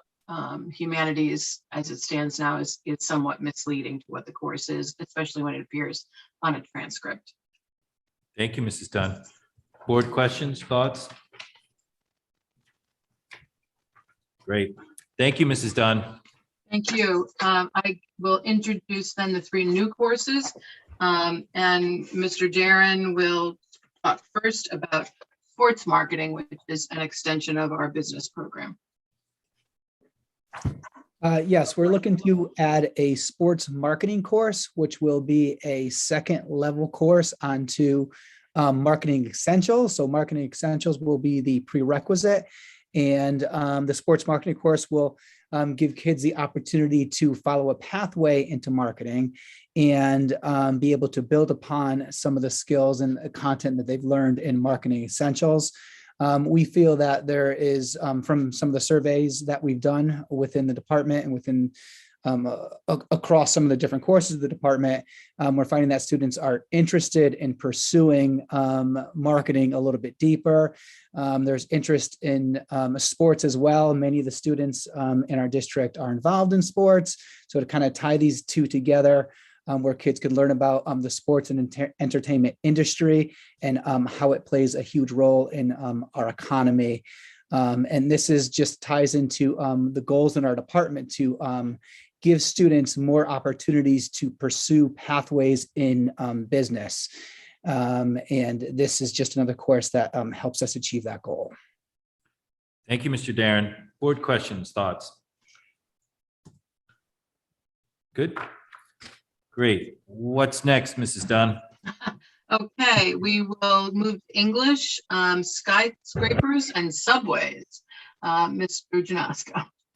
Okay, thank you. And I think it will help if I provide a little bit of context that will, allow you to see our thinking with this course. Over the past 4 years, in the name of being responsive to the interests of our seniors, we have attempted to we've proposed several new 1-semester thematic literature courses for them. And 4 of those new courses have proved to be very popular and attractive to our seniors. Those courses are Women in Fiction, which you heard about earlier tonight, actually, the literature of suspense, sports and literature, and the literature of food and travel. And we have one other 1-semester thematic literature course that is also proven to be very durable. It's a very long-standing course we've had for many years, and that course is literature and philosophy. So those 5 courses we're currently running, and those 5 courses have proved to be very attractive and popular for our seniors. Over the past 4 years too, we have twice successfully run 6 different 1-semester courses in an academic year. And so one of our goals is to once again have that number of viable courses that we're providing our seniors in a single academic year. So our goal is 6. So the 5 courses that I've mentioned earlier all have enrollment numbers that suggest they have some staying power. Tonight, we're proposing a new course that we see as an attractive 1-semester offering that will be a great fit along with those 5. And that course is, as Ellen has just introduced, it's called Skyscrapers and Subways, the Literature of New York City. Before landing on this particular course option, the DHS English department brainstormed a number of potential 1-semester thematic literature courses, And we were guided by the results of a student survey that we conducted last spring. And then our rationale for proposing this particular course is that it allows us to draw upon a vast number of diverse perspectives and stories that are set in New York City as its course material. And then it also allows our students to use their own experiences of New York City to inform their understanding of those stories. So by taking the course, students will continue to develop their skills in reading and writing and listening, while deepening their understanding through a variety of points of view, their understanding of that global city that's just a train ride away from Darien. So I want to stress that the course would be aligned to the other one semester thematic literature offerings in terms of its workload and its major assignments and its final exam. Students would be asked to do the same things in the other courses. Obviously, the material would be different. And just as a personal observation, having had the pleasure of observing these one semester thematic literature courses a number of times, they tend to promote a great deal of creativity and focus on both the part of the students and the teachers. And they tend to be, in spirit at least, something more akin to the college experiences, the college courses that our seniors are going to be taking. And for that reason, they tend to really like these courses. So with that said, you have the proposal in front of you. You're welcome to ask any questions. I will say one quick thing, that on page 2, you may notice that number 8 suggests that this is not a humanities requirement. That is my mistake. It is a humanities requirement, so we'll make that correction. Thank you, Mr. Dinosko. Appreciate that. I'll open it up for board questions and thoughts. Yes, Mrs. Ackman. Sorry, one is, as I look at the courses and the number of sections that you're currently running, you think you have enough space that you'd be pulling kids from one of these other courses, but you think you have enough interest to run all 6? Is that how I'm reading it correctly? Absolutely. The 2 courses that we have fewer sections of, Women in Fiction and Literature and Philosophy, I must tell you that we have had a core number of students that have sought those courses out. And I really don't see this course pulling from those populations that we're serving with those 2 offerings. Okay, so you would maybe theoretically anticipate a change in sections on Mystery Mayhem, Movable Feast, or the Lettered Athlete, which are running 3 or more. That's what we expect. Okay. Thank you. Thank you, Mrs. Ackman. Right, any other board questions or thoughts? Great. Thank you, Mr. Janesko. All right, so the last course is the AP Spanish Literature and Culture, which will provide a second year of AP Spanish for our students who have accelerated in Spanish, and Christina will speak to that. So with the change in the Spanish sequence that started last year, as well as a growing number of heritage Spanish speakers in our community that we have accelerated through the program, it's opened up an opportunity for us to offer an additional AP Spanish class. The typical trajectory for students that study Spanish at DHS over 4 years in our current sequence is Spanish 3 or 3 honors as freshmen, Spanish 4 or 4 honors as sophomores, and AP Spanish language as juniors, which leaves a window for us to introduce AP Spanish literature for our seniors. And there will still be a Spanish 5 course available for students who wish to take a 4th year of Spanish, but who do not want to go on to a 2nd year of AP. However, adding AP Spanish literature creates 2 options for seniors that wish to continue on in the 4th year, and thus a 2nd year of AP study. And it is, I'll note that AP Spanish literature is the only literature course offered by the College Board's AP program in a world language. Great, thank you very much. I'll open it up to board questions. Good. Dr. Adley, anything you wanted to add or? No, I just want to thank the members of the department and the principals for their advocacy for these courses for students and the creativeness, and I think they're excellent. Yeah, no, thank you all very much. Thanks for staying up with us and participating. Great presentations, and just continues to show how we move forward with these course offerings and the thought process around some of these courses too. So thank you very much. Anything you wanted to close out with, Ms. Dunn? No, I just wanted to thank everyone. Again, I think that Dr. Adley said it very well. When you think about the vision of the graduate, communication, creativity, curiosity, I think we have captured that in these courses, and I appreciate everyone's good work on them. Great. Thank you very much. Thank you all. Have a good evening. Thank you. Thank you. Thank you. We will move on to presentation and discussion on October 1st, district enrollment report and projections. Mr. Rudel. Sure. October 1 enrollment stands at 4,637 students with 2,118 at the elementary level, 1,098 at the middle school, and 1,421 at the high school. So we did use the 3-year average persistence ratio. We did want to note that we do see a drop off historically of 8th graders going into 9th grade, and then an uptick of 11th grade going into 12th grade, which is why we don't just simply roll forward the grades. So for next year, we are forecasting 4,636 students, which is one less than the current year. However, elementary will be recommended at 110 sections, or one section more than the current year, which is from Hindley's 2nd grade. The middle school is forecasted to go down 23 students. It is really a high 8th grade student class leaving this year and a lower 5th grade student moving up. And then the high school up 23 students. We did want to highlight a few sections. So Royal Kindergarten, Tokenique First, and Home Second are all within 3 tipping a section based on this forecast. However, on the opposite side, Hindley Second, Hindley Third, and Royal Second are just slightly over that class size limit. So there's really those 6 sections that we'll want to watch closely during the budget, both for tipping a section and possibly being under a section. Okay. Thank you, Mr. Rudel. Could I ask, and so we have the federal project in Norotan Heights well underway and topped out.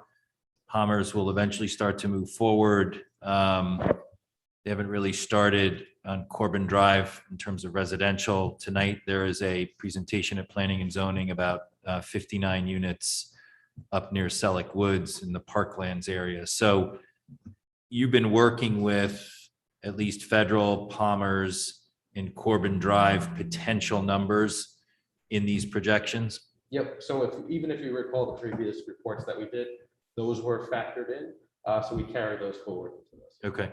Is there anything you need, or, and maybe this goes to the facilities team, anything you need in terms of updates with those projects, with planning and zoning, with, one of those projects is being run by a, local community person. So So, any update we can get is useful information. Any extra data point that we can get is also. okay. All right. Thank you.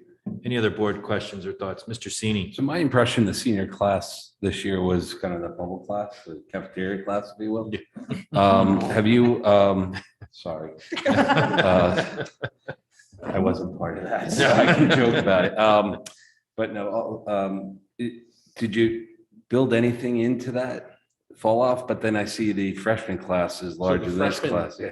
The freshman class this year was larger, and so you're carrying that forward into the 10th grade. Okay. And so you're gonna have to carry that forward for a couple more years. Right, okay. And then I didn't look back at the current 8th grade The class. 8th grade right Pretty now is large. around 395, so that's a high grade. Okay. Which is one of the reasons why you see the swap of the middle school to the high school. Got it. Thank you, sir. Thank you, Mr. Sini. Mrs. Best? I was just curious, from looking at the last enrollment report to this one, it looked like we were down about 18 students across the district. For the current year? Yes. We were. We did see a large spike in Oxford, which actually made up for some of it. So we were expecting a larger decline. What really changed for this year was Oxford, which was up +4, over 40 students. But from August until October 1st? We did see some drop off. Okay. Thank you, Mrs. Best. Any other board questions or comments on enrollment projections? Yes, Mrs. McCammon. And just confirming, I'm assuming open choice numbers are not in here because the program is undefined, but Correct. just confirming. Yeah, thank you. Good clarification. Thank Thank you. Mrs. McCammon. Good. We will move along to further discussion and possible action on regular Board of Education meetings for the 2022 calendar year. Dr. Adley. This is a process that we have to file at town clerk's office. So you see the 2022 calendar as described here. I will point out one thing, just that it pertains to a possible discussion later on under I, which is a start times from the board. If the board decides to change the start time, we would have to modify this document because it talks about 7:30. So I wouldn't want to have to do all special meetings, so we would go back and do that. So the meetings are as they're presented. Okay. Any questions or comments on the regular Board of Education meeting for the 2022 calendar year? Yes, Mrs. McCammon. And so that includes the two dates being moved because of the Board of Finance, the two dates that are moved to Wednesdays. Yeah, that should align, yes. Thank you. Good. May I have a motion to accept the schedule of regular Board of Education meetings for the 2022 calendar year? Mrs. Ackman, second by Mr. Maroney. All those in favor? That is unanimous. Thank you. We'll move on to further review and possible action on the proposed 2022-2023 budget calendar. Dr. Adley. So at the board's discussion about the budget calendar, there was discussion about making sure that we added in an additional meeting. And you'll see that that has been, whether the board wants to do that or not, we can discuss this tonight. That meeting has been entered in February 3rd, which would be after the public hearing and before the approval of the board or approval of the FY23 budget. So that's an additional date that has been added in. Certainly at the board's pleasure, whether you want to continue with that. That was in response to last year, just some last minute cuts and just to have discussions about things. So again, I'm just pointing that out. Yeah, I think the goal is, while this is a tight calendar and it moves quickly, I think in my tenure on the board, the Saturday meeting has been a big help, although it's a long day, but I think it's been well received. So just making sure we have the right timelines built in here, and then we'll continue to talk to and work with RTM F&B, RTM Education on coordinating even those meetings and those questions to kind of streamline and work with them as we go through the budget season, but make sure everyone feels they have an opportunity to look at and understand and present their questions, around the budget. So I'll pause there. Mr. Sini. So I was the one who proposed that extra meeting, but after giving further thought over the weekend, and I guess, what we're trying to achieve, and maybe I should work from January 25th on. So January 25th is ad cut night, if I understand it correctly. Okay, so our first stab at ad cut, I guess. Then we go to February 1st. It's a special meeting and it's a public hearing. Now, what we ran into last year is we heard certain items amongst the public hearing, and there was a reaction amongst board members. But it was a little problematic because it was late in the process. So I guess the question is, instead of adding February 3rd, that Thursday meeting, on February 1st, can we add just an agenda item that is like discussion, comments of public hearing, so that we don't have to gather this whole body together, but there can be a reaction if needed by this board. And so then we go into February 8th. And that's the final, basically, that's when we actually go and vote on the ad cuts, if I'm not mistaken, correct? And so this way it gives the ability for the board to react to public comment. Or the public hearing. I don't want to get this mixed up. The public hearing. Right. And then also the community would have the opportunity to use public comment at that meeting on the 1st. And then even prior to the meeting on February 8th, if they had a reaction to our reaction. You get what I'm saying? And so this way we don't have to add another evening out for all of us, but at the same time achieve what my goal was. Right.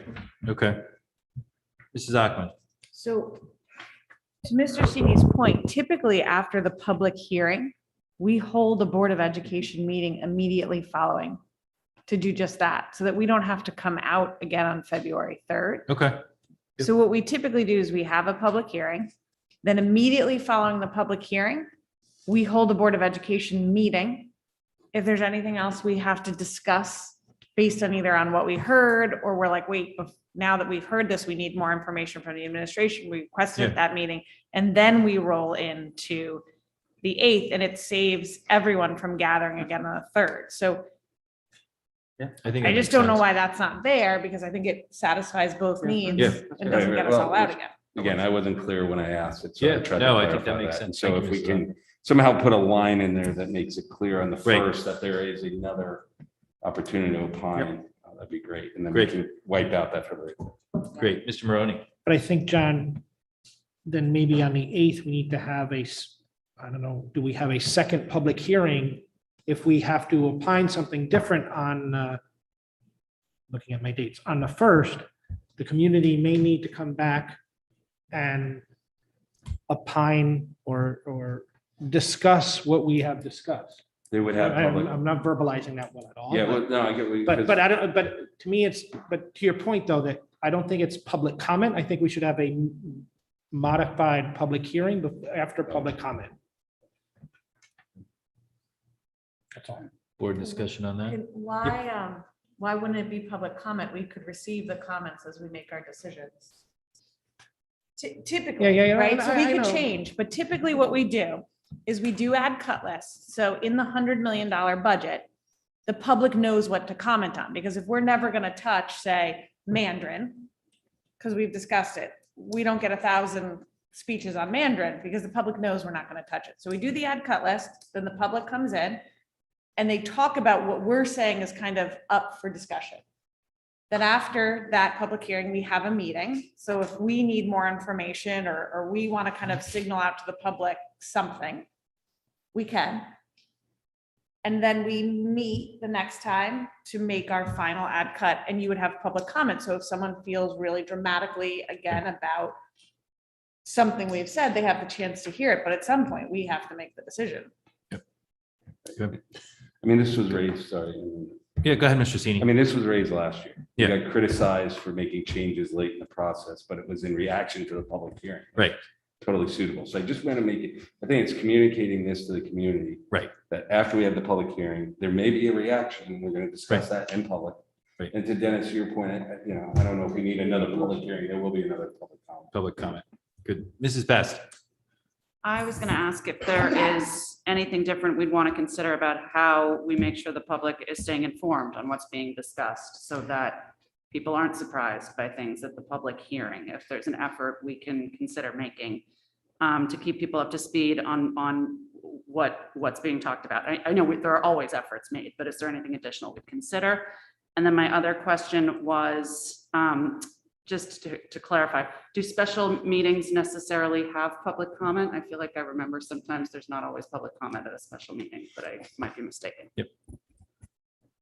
So the tradition of the board is to always have public comment. Yep. Thanks. Sometimes Thank they you. only have one, though, to your That's point. that's Gary. where- yeah, thanks. So to your point, we can think about, is there anything else we need to do from a communication standpoint around the budget? And I think some of that we'll also discuss with RTM F&B and RTM Education, because those are important questions, and some of the other partnerships that submit questions too. Okay. Yes, Mrs. McCammon. In general, I agree with this choice. I do think when we create the budget calendar, it's helpful the way that it's laid out now, that, like, for example, on the 25th, it's pretty clear about what we're going to discuss. On the 1st, if we do the public hearing and then more than just a regular board meeting, I think there's a level of clarity so that whether it's board members or it's the public, they understand the process as they read through the agenda and can see the arc of the ad cut list. So do you want to use the description add cut and where it's being addressed, or? Or we were calling it budget modifications, so, I think we should put it, I mean, look, I think the public is used to add cut night. So I think in parentheses, you add cut. So I think everyone understands that. And then add to February 1st, that we go into a regular Board of Education meeting after that. Okay. Makes sense. And then Dennis will we will have public comment on February 8th also. Okay? Okay. I just want to point out, Mr. Chairman, that what we just voted on the regular schedule and it's on this schedule It's different. is, no. But we don't have February is the 1st same. in there as a, Yes. So there's our regular meetings, and Right. then there's our budget Budget calendar, and this is our budget calendar. Yep. Yeah, I'm just pointing out that the March 1st was one of our original board meetings and we moved it to on this calendar to March 2nd because the Board of Finance had put out a preliminary schedule to have us present on March 1st. And the same was for April 5th and 6th. There was a conflict of meetings there. So it's, we already just approved it, but it's also in here. I just want to note it as a change. okay. So should we also add, just for everyone's information, that on the 1st, that we are engaging with the Board of Finance? First? February 1st? I think Oh, it's- well, that's on this calendar here. That's It's March 1st. March 1st. that's March yes, 1st. March 1st. And then our meeting's on the 2nd. You just said something about February 1st, the Board of Finance. Oh, I sorry, I should have said March. Okay, 1st. My all right, apologies. good. All right, good. So with those changes, are we okay with approving this budget schedule As amended. as amended? So Okay, just to be clear, that Yep. means we're removing the February 3rd Thursday meeting. correct. And we're making the clarifications On as Fe- proposed this evening. On February 1st, going to a regular Board of Ed meeting, and then adding the add cut modification. We have a motion to move that forward as amended. Mrs. McCammon, second by Mr. Sini. All those in favor? That is unanimous. Okay, thank you. We good? Yep. First reading and discussion on Board of Education policies, proposed revised 9350 quorum and voting procedures, proposed new 1310 school security and safety. Ms. Sion. So the proposed changes to Board Policy 9350 is, as Mr. Sini rightly pointed out, when we made the revisions to Policy 9310, it conflicted with this policy, which required board members to be present physically in order to vote. So that provision is eliminated. We also eliminated the requirement that a majority vote is needed in order to pass any motion. That's covered in 9310 by Robert's rules. Shipman and Goodwin's model policy says that an abstention on any motion is that the board member who abstains will have been seen to be voting with the motion that carried. So that just is a clarification of what an abstention means. And then the Shipman and Goodwin model policy also adds that board members should not vote on any interest in with anything in which they have a pecuniary or a personal interest. Okay, thank you, Ms. Sion. Again, this is a first reading and discussion. A lot of work as always behind the scenes, and then we will shortly thereafter look at our subcommittees and assignments around that to further continue to work on policy. So any questions or comments on these first readings? Yes, Sorry, Mrs. I Ackman. promise No. to be quick. When they say personal interest, could you help us define it? I mean, if I'm voting on an English class and my kid might take it, I don't see that as a personal interest. I see that as a duty, but do they provide any language? No, I could get some clarification. I think they mean a more direct personal Okay. interest, but I'll see if I can. Yeah, I mean, we just accept gifts. It would just help, I think, all of us so that we know. Sure. Thank you. It's Thank you, typically Mrs. like a Ackman. financial benefit directly to you that no one else is benefiting from, but that's. All right, thank you. We move along to continued discussion on high school stadium lights agreement. I know, Dr. Adley, we had this on the last agenda. It is coming up for renewal with our neighbors. So I open it up for discussion while we have the opportunity to look at this. Are there any thoughts, comments, or questions that come to mind that the board would like to work on with respect to this agreement? We would then think about what we need to do with our partners in town on planning and zoning. They would have to be involved if there's any changes or amendments that would like to discuss with this. I think our overall goal is to continue to be good neighbors.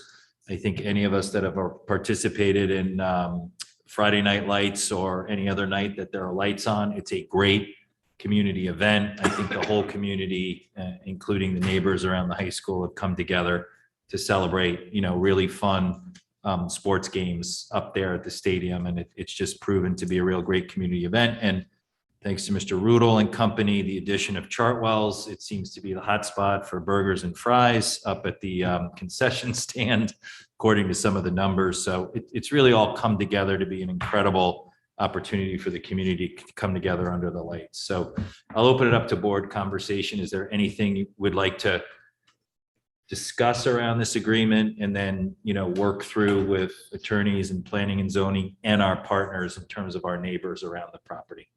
Yes, Mr. Sini. So it was a planning and zoning chair as the lights were approved. So, one comment is standstill agreement was kind of signed in the background, if you will, amongst the Board of Education, the administration, and the neighbors. So I think this time around, I'd love to see a broader community input as we look to potentially amend this. And of course, any amendments, as I read it, have to go through the Planning and Zoning Commission, of course. So we start like with a broad input from the community with full knowledge, like we don't want midnight games going on amongst adults on the fields, like with reasonable constraints around this to be good neighbors, as you said. But I do think we have to bring a broader spectrum of the community, including youth sports and other people that might have an interest in using it. Number two is I think we do need a briefing from legal counsel on this and what this document truly means, so we understand how to bring it forth to the community and gain their input. So those are my comments. Thank you, Mr. Sini.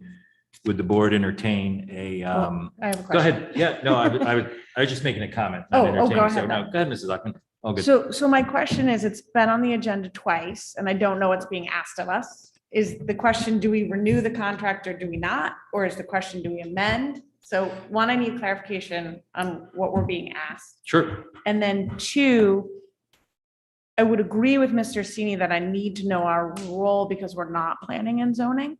And so this at the moment is kind of like a private covenant. And I think the board had questions about it at the time too. And we got lights up and lights are up and we're happy, but I need to know our role. I need to know what we're being asked of twice now on the agenda. And then I need to know from council, where do we have standing? Because I don't want to overstretch our standing. Yep. No, good question. Thank you, Mrs. Zuckman. So the goal was to refresh the board on the agreement, have everyone read the agreement. There is history there, and I think everyone has gone over the history. So it is then, the question is, do we renew it as is or do we amend it? I open it up to the board if there are any thoughts. Thank you, Mr. Sini, and thank you, Mrs. Zuckman. So I would say next steps are almost a special meeting where we have council and planning and zoning, and we go over that, like what are the opportunities to make any amendment or revisions, working with our neighbors, and that is the board interested in making those amendments or revisions, and does it work for the neighbors and for the community? So does that answer your question? And then voting Honestly, on sort of. Yeah, sort of. Okay, we'll get Sort there. of, And then because- and then the board would have to vote on making those amendments in line with what needs to be done from a planning and zoning standpoint and working with our neighbors and then moving the agreement forward. There is the option to just renew it as is, but my read from the board is they wanted to have more of a discussion around this because it has worked. I think it's worked well, but we also need to continue to work with our neighbors. So I'll stop there. Yes. Yeah. Just one clarification. This is an ongoing standstill agreement. Yes. Unless we make an amendment. Good point. Okay, Thank you, so- Mr. so Sini. That's Yes. illegal, and that's where I need to. So it's almost like an evergreen in that it would roll over unless we decide to make an So amendment. to Tara's question, I would suggest we have a discussion with our legal counsel. And then figure out what our standing is. Okay. And then how we can make an amendment. I think that makes sense. So we can get that and we will get that. And actually, basically, the way people have described it is it's going to roll over unless we amend or request for it to go away, which also has to go to P and Z. But at some point, somebody's going to have to put in the table what's wrong with it as is or not. Do you want it done away with completely? Do we want to modify it till we open up some more nights or otherwise? I mean, somebody's going to have to put on the table why we put this on, right? Yeah, so that's kind of where I am. We've had it on twice. I agree, we either need to do something or we're just tacitly renewing it. I don't think the board has put a stake in the ground, but part of that is I don't know where we are. Is the administration making a recommendation? Is the administration saying how this is running? Have the neighbors come forward? I heard one neighbor last meeting saying, please stay with it. But has there been any conversations about any modifications we should consider, or are we asking the board members to say what we should consider? So- I don't have information.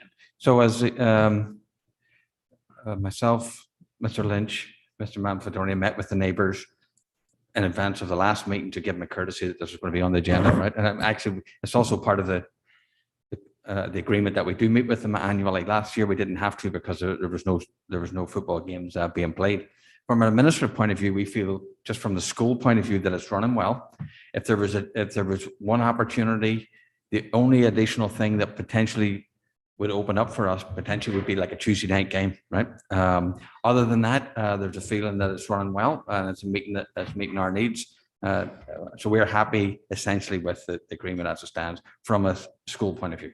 Okay, so that's, I think, helpful to kind of guide our conversation. We may agree or disagree, Right. but we haven't heard that yet, so. But we have gotten input from the community when this Yes. was first put on the agenda. Yes. To look it over and gain more input from the Right. community. So that if they have a need to use the facilities, Mhm. they would like the opportunity to apply. And again, I think our next step is to understand what we as a board and what the district can do within the constraints of this private agreement. Yes. Now that it has been 5 years. Yes. Upon that, we're educated and can go out to the community and say, you know, we're okay, or, you know, but do you need? Well, I would ask. Would you like to utilize these facilities, you know? Differently or differently than than any other the- facilities, Thank you. correct. So I think, Dr. Adley, to your point, if there's an opportunity to look at a Tuesday night game or something, that's something you would like to look at. And then I think the goal was for the board to come back with any feedback, just based on looking at the agreement. Is there anything that you thought anyone on the board would want to change or have as a discussion? But we'll move forward with a special meeting. We'll get guidance from council and planning and zoning. But I asked the board to go back and continue to, if you have questions and don't understand the agreement, but look through the agreement, understand how it's set up, and if there's anything that you see that you feel we could change or move forward and work with our neighbors on, bring that to the table I also. mean, for example, there's a 2-game per limit night, you know, under the lights per sport. Right. Yeah, I've heard, you know, in certain cases that parents would like to see more than 2 games under the lights, or that restriction lifted. You know, when you look at how this was constructed, it was constructed around events and not times. It was very odd from a P and Z perspective also. So again, it's something to all discuss with council and bring in the community feedback in our own. So what? So I'll put a stake in the ground. Without looking at the merits of any individual agreement, I'm uncomfortable having an ongoing agreement that's a legal agreement rather than an ongoing neighborly discussion, because we don't have that in other areas. And in the few cases we do, it hasn't served us well, like our prohibition on a pool for the lifetime at the high school. In retrospect, the community may have been open. So regardless of what's in this, I'm uncomfortable with the precedent of these types of legal agreements. So what I would need to hear from council is there merit to having these? And that does not mean to the neighbors, I don't want to be a good neighbor, but in general, I'm not supportive of these types of agreements. Thank you, Mrs. Hoffman. And I'd just say, I think we might be stuck with some sort of an agreement with these neighbors into perpetuity. Sure. And that's what we need to understand. So we'll clarify that. All right, good. Good discussion. All right, so I'll move forward with. Can I get a clarifying message? What's the forum for the feedback from the community that we're talking I don't know. about? Well, I think we should organize a special meeting and have at it the right people from a legal, planning and zoning standpoint, make sure our neighbors are invited. Okay. All right, Is that and that way the community. I'm sorry. No, go ahead, Mr. I think the legal discussion has to be in exec session. Yes. Okay. Once we come out of that, we'll understand what the constraints are and what the flexibility is, and then we can go forward with the administration and give them some input on how they can proceed with this body collecting more. Good. Public hearing or something. All right, good. Thank you for the discussion. Good questions. All right, we will move forward. Discussion and possible action on start times for Board of Education meetings and public comment. So several board members, and we've had this discussion, I think, at the retreat. So I put on the table for discussion of changing the possible start of the board times till 7 o'clock. I think there's a consensus. We'd like the board meetings to run about 2 hours or so. So we continue to work hard on looking at the agenda. I think our folks that join us from the school, from the administration and guests do a great job with presentations. It is up to the board members to look at, read, and understand the board presentations, so we don't have to have full-blown, line by line presentations to us, and can spend more time with questions and thoughts and kind of exchange with these things. Also, I think we need to think about guests that are coming to present. I think about open choice at the last meeting. We need to think about putting those folks sooner on the agenda, so they're not hanging out listening to all our discussion till 9:30 or 10 o'clock at night. So that's one of the thought processes. I think we had a discussion around moving the start of the board meeting to 7 o'clock, and then the effect on that in terms of executive session. Would people that travel, work, school be able to show up at 6:30 or earlier for an executive session? Or are people comfortable with having the executive session potentially after the meeting?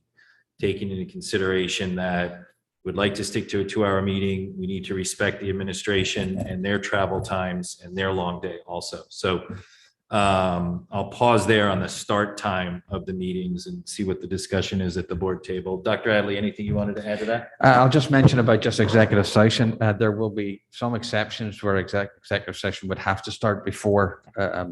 Generally, if you want to have it afterwards, that's understandable, but there would be some that we might, because of we've had it in the past where for whatever pressing reason or otherwise, we had to have it before the meeting. We had to have it before the meeting because we were potentially having a vote at the meeting. Correct. Based on an interview or a hiring. So good. So I'll pause there and open up to questions or comments. I'm unsure why we're changing.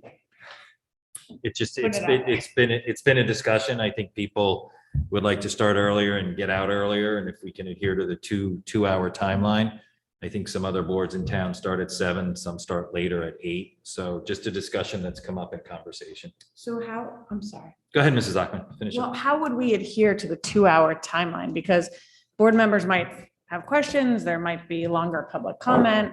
I worry about. There's no adhering to a 2-hour time limit. It's just a guide. And I think other boards in town have done it. They've tried to guide the meeting by working primarily on the agenda and the presentations to overall a 2-hour meeting. But yes, we can't control public comment on the front or the end. I think the only other way to do that is also, and we've done it in the past, in August, we did it. It looks like a heavy agenda. There's something specific that we want to talk about that we want public comment. We need to use this special meeting opportunity to do that, on an additional date over and above a regular board meeting. So I hope that answers your question. Yep. Okay. Yeah, Mr. Sini. I'd support a change to 7. I mean, after a long day work, coming here and then sometimes going till 11:30. I mean, the last meeting, let's be honest, we had to rush through our regular work items to get out of here by 11:30. And I know a lot of it is driven by public comment. So my suggestion would be every meeting starts at 7. If we have to have an executive session, so be it. I think that often occurs in other boards where they have an executive session and the public in those unfortunate instances will have to wait for us to reconvene in public session. But for the most part, if we start at 7 and have executive sessions after, then the public doesn't have to wait. But these late meetings are tough on our employees, tough on the people who are even joining us from Zoom. Right. And we'll give it a whirl. And if it doesn't work, then we'll go back to 7:30. But I think a half-hour shift earlier will benefit us all and get me to bed a little earlier. So were you saying that if we started meetings at 7, but we have to have an executive session, we start at 7, call an executive session, and then the public waits? Yeah, Okay. in those, I don't know how many of those meetings we have, but it's only a handful each year. If it didn't work for a 6:30 start, 7, that's just a change in I understand. policy. It's something that we would have to make sure we communicate out and socialize with the public. The other thing I think we need to think about is if there's a consensus to change the meeting to 7 o'clock, is when do we want to start doing that? Because it is a change from a long-standing tradition of having our meetings at 7:30. So, Mrs. McCammon. I think if we made a change to 7 o'clock, we would be warning our regular meetings that way. And so I think we would probably make that change with the first meeting in January. We probably would adjust the calendar and then move in January. It would be the natural time. Mrs. Ock. Could I just add that you Yes. may want to check with council at the idea of warning a meeting and then holding another meeting over it Okay. for executive session. That has proved problematic in the past, so I don't quite remember Okay. all the details around it, but having the public waiting on a duly warned regular meeting was a problem brought to council at one point. And so Okay. I would just check and see if we could do that. Okay, all right. Any other comments? I would just note again that the 2022 calendar that we voted on earlier had 7:30, so somehow we would have to note that. And I would also just, I say in a very respectful way, the 2 hours, I understand, Mr. Chairman, but I also respect Ms. Ackman's comments in the sense of like our master agenda. And I certainly work with my staff, myself, do these as finite as we can, as quickly as we can, these presentations. But we're adding, like, it nearly seems like every meeting I'm adding another update on something else to the master agenda. So if we could collectively, when we're looking at the master agenda, see that, because that's where it gets like essentially built. And it's just a wee comment. So that's why the master agenda is meant to guide our work. Yeah, Yes. right. It hasn't lately. And there's been a pandemic, so understandably, but that is why getting that master agenda right really does help keep our meetings shorter. Well, I do think it generally has, like, it generally has guided, I use it like the generally guide what the meetings are. It's just, it just gets added to quite frequently. But anyway, I understand what you're saying. Any other, Mrs. McCammon? I'm agnostic on a change in start time because it doesn't impact me personally, but I would actually like to hear from staff if they would value it. Staff's here, go ahead. You don't have to agree with the superintendent, that's for sure. No pressure. Yeah. Is it on now? Yes. I can only speak for myself, so it wouldn't be fair in terms of colleagues. I'm fine with either start time. Whether it's 7 or 7:30, whatever the feeling is to take care of all the work and that we have to do. So I'm fine with either time. I do appreciate though that we do get out of here late very often. And it is a longer ride home and a longer night. But I share the same, commitment to all the work that we're doing. So I'm fine either way. Thank you, Mrs. Mr. Tramberg, don't be shy. I would, I'm fine with either. I would appreciate the 7 o'clock personally. I have a short commute, but I would still appreciate it. And that doesn't guarantee we'll be out any earlier. It could mean that we just go longer. I just want to put that out there too. There's no guarantee there. All right. We serve at the pleasure of the board, so I'll do whatever. But since the executive session many times involves my issues, I just want to make sure that we save enough time for those executive sessions to have meaningful discussions and not be rushing Correct. to come into a 7 o'clock meeting. Sure, good. I'm like Chris, I have a long commute, so, but I could do either or 7 or 7:30 is fine. Thank you, Mr. Rudolph. Dude. Yes, sorry, So Mr. Maroney. Thank you. as one of the commuters, for me, I think John's point, what frustrates me is having executive session change different times and not being able to, it makes it difficult for me to get out of the city and plan, right? Because I only get that warning on Thursday or Friday. So if I have a meeting scheduled for 2 weeks, it makes it difficult. So I would personally prefer one start time every time and then figure out executive session, whether we hopefully do it after, or if you have to do it before, but try to limit that as much as possible. For me, I would prefer one start time. For me, that makes it easier. So And 7 is fine. I can do 7, but I just need one time that I can schedule around. It's more difficult for me when we have executive sessions. Sometimes at So then 6:30, it would sometimes be, at 7, what sometimes. you're saying it's better than the executive sessions at the end of the meeting. Every meeting starts at 7. That would be ideal for me. Okay, and then I think. Or 7:30. I don't care which time, but Yep, the but to executive Mrs. session. Ackman's point, I think, I'll check with council on starting a meeting and going into executive session and making the public wait. I'm not comfortable with that, so I'll look at that. It might be very doable. I just know at one point it was an issue. Yeah, no, good question. So the other conversation, and I've gotten feedback, sorry, oh, yes, Mrs. Worm. That's being made this evening. Not necessarily based on this discussion. I think there'll be some takeaways and we'll come back. Your thoughts, Mrs. Worm? I'm just not sure yet. Okay. I can be here at 7 o'clock on Tuesdays.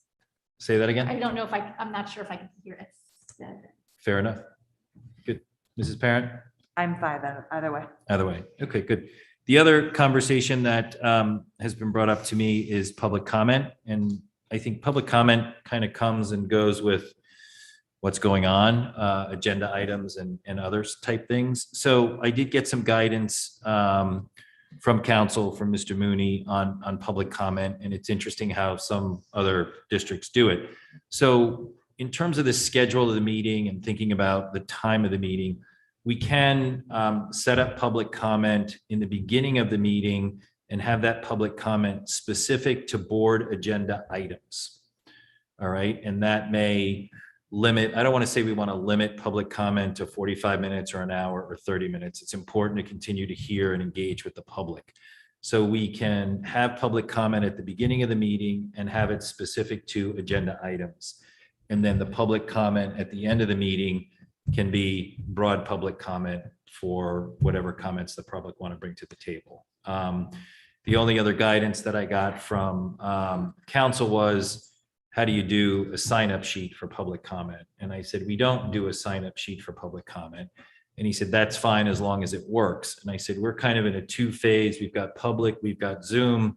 We usually start with public. Everyone does it very respectful, stands up, walks through it. We go to Zoom, Michelle manages it. So unless someone feels we need a sign-up sheet, other than when we do specific budget type meetings and it makes sense, I'm not so concerned about that, but I'll throw it out for conversation around the public comment in the beginning of the meeting being specific to board agenda items and the public comment at the end of the meeting being open public comment.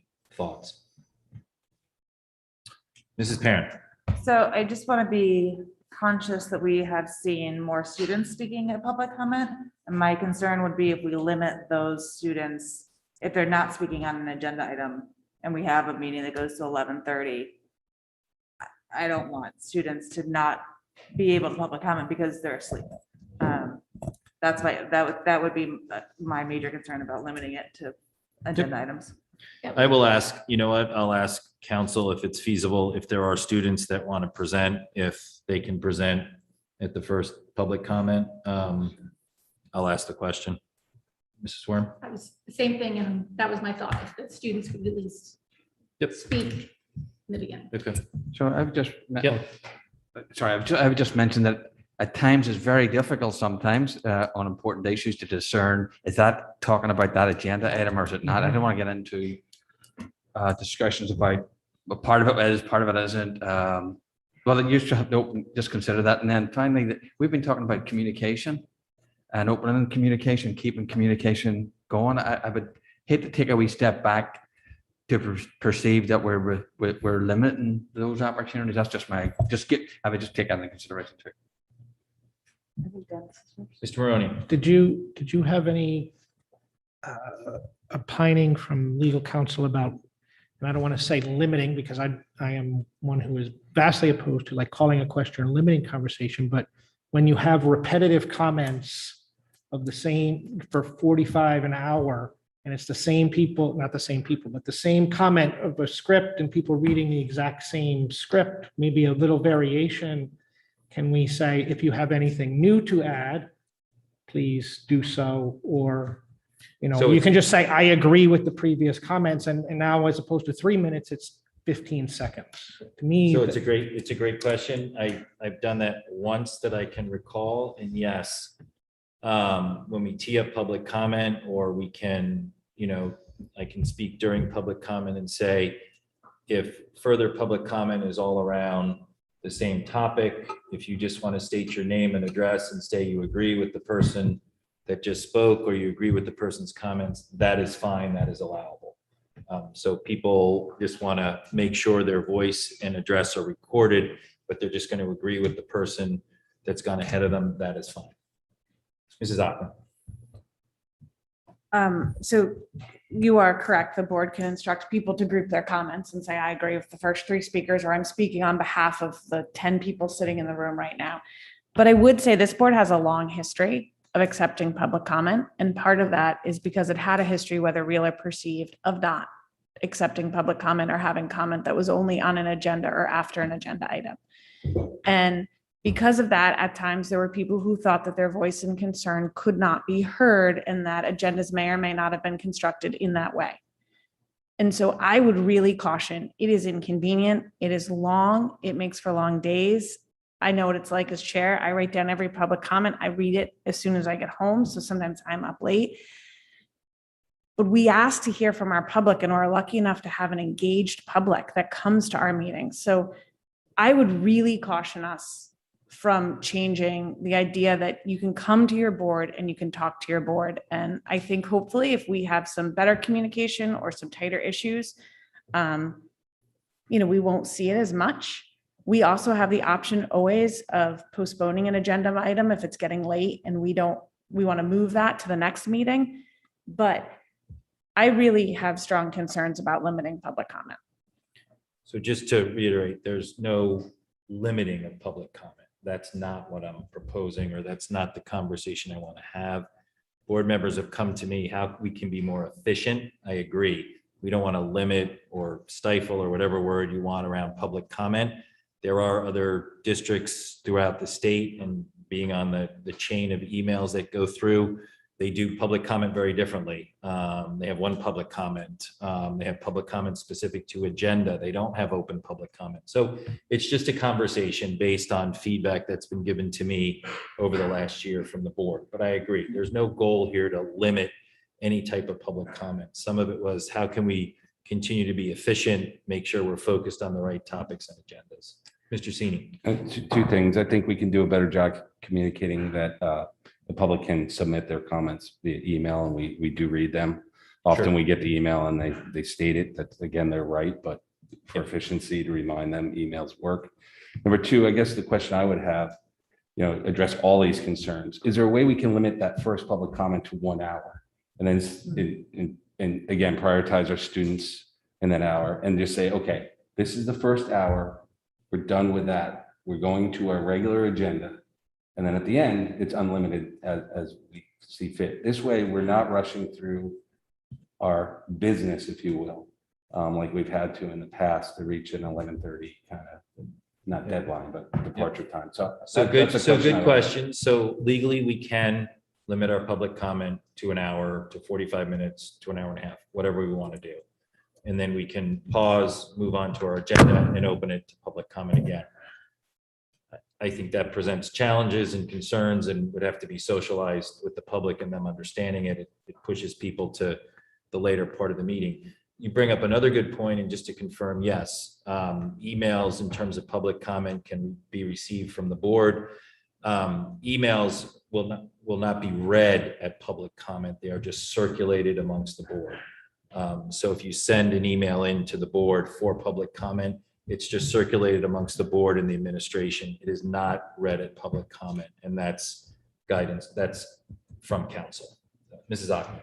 So I'll take back my word limited, because I understand the chair is not trying to limit public comment. But what I would say is sometimes matters of public interest are not efficient. They're messy, they're concerned. There's lots of points of view. And so, procedurally, I also have a concern. If we're just talking about doing executive session, warning it for the end of the meeting, and now we're saying we're going to let public comment go long at the end of the meeting, we might end up here till midnight anyway. I don't think we always have long swaths of public comment.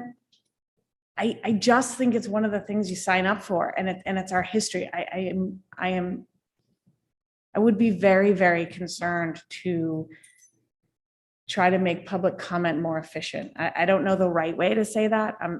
Maybe that's a bumbling way, but that's kind of it. Sometimes public comment just isn't efficient. It's the public talking to their elected officials. Understood. Thank you, Mrs. Ockman. Any other board? Yes, Mrs. I just Parent. wanted to John's point, or Mr. Sini's point about limiting it to certain amount of time. I'm a little bit concerned about doing that, in that if we're voting on something during the meeting and somebody wants to weigh in on a vote that evening and, they hit an hour and they can't share their thoughts before we vote, I'm concerned about that. So, I mean, I agree with Mrs. Ackman. It's kind of what we sign up for, and it is what it is, in my opinion. Thank you, Mrs. Parent. Mrs. Warren.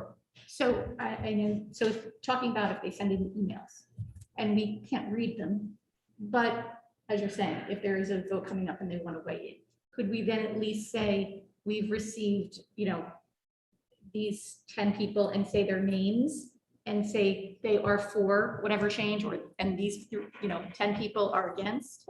So at least they feel that they've been heard and people out there know that they are for or against whatever is going on. Because maybe it's just a culture I think change. I think it's a good question. I think it adds, I don't know whether it be board work or administrative work. I'm not sure. I personally want to go down the path of deciphering letters as to whether people are for or against something. I think it should be circulated by the board, and as the board has the discussion, they should take that feedback into consideration. I don't think we want to get into saying who's for or who's against anything. We just want to get all of the public feedback and then discuss it. But I will run those questions by council. Yeah, there was also a question of somewhere on the website of posting public comment in terms of letters into the board. Sometimes that does get challenging because there is personal information or identifiable information that people don't always realize. So that presents a challenge too, and council is not necessarily on board with posting all those letters that come in, other than circulating amongst the board and the administration. So, Mrs. Best. I was just going to add that like a lot of people are saying, I think it's important to give the public an opportunity to speak. I think that's a very important piece of the work that we're doing here, is listening to the public. And I think that what's critical in the input from the public is to understand sort of the qualitative part of what they're sharing with us. It isn't a vote. We're not getting a statistically significant sample of individuals' feelings on a subject one way or another. So it's getting their individual perspectives that help guide our work. So I think to that end, I would say I don't think we want to limit at this time in any way, shape, or form. I also would add, I think that we've had fewer forums in the last 2 years for the public to engage with the schools, with the district, with the Board of Education, the administration. There haven't been as many, coffees with the principal. There haven't been as many opportunities to be in the buildings, et cetera. And as a natural reaction to that, everything sort of rises to the top, right? We've been sort of in triage mode handling education and the schools. So I think as that tamps down a little bit and people are getting back used to working things through the system the way they used to, that it might naturally kind of bring less to our table all the time. That makes sense. I will reiterate too, as words matter and this community and social media pick up words and take words and run with it. We are not trying to limit public comment.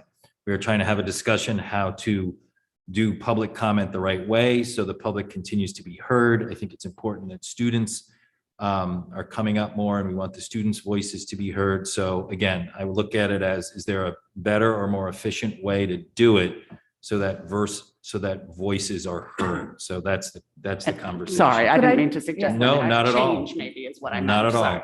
Could I Not at just all. ask Yes, go ahead, Mrs. just a Ackman. quick question, because we do have students and minors commenting, and now we are broadcasting on YouTube, and we are then recorded on YouTube. Can you ask council about that? Is a minor required to also give their address? And should we have that recorded and out on YouTube? Because these are kids. And the answer might be yes, or maybe we could bleep it on YouTube. I don't know, but. So it's a good question. So it is up to us and our policy whether we even want to collect addresses. That's up to us, whether we want to have the address recorded. If we are from a policy standpoint and a board standpoint asking for the address, we can limit the ask for students that are presenting in public, but the address has to be of record in the minutes of the meeting. But we as a board. But maybe not on YouTube. But we as a board can decide whether we want to have public comment with an address or without an address. That I did ask council. Or a town, just a town. Yeah, could it- Or a town, good point. Yep. And there is nothing that restricts someone that maybe lived in Darien, moved to Stanford, moved to Rowayton from speaking. So it's not specific to their address. The conversation with council was, not sure how many people actually ask for addresses at other public comments. So it's something we can take up as a discussion. Mrs. Parent. Just would it be sufficient? Are you a Darien resident or not? And then. Yeah, I mean, that's a conversation we could have. If it doesn't matter where they're from, Right. they're entitled to public comment. I'm not sure collecting it.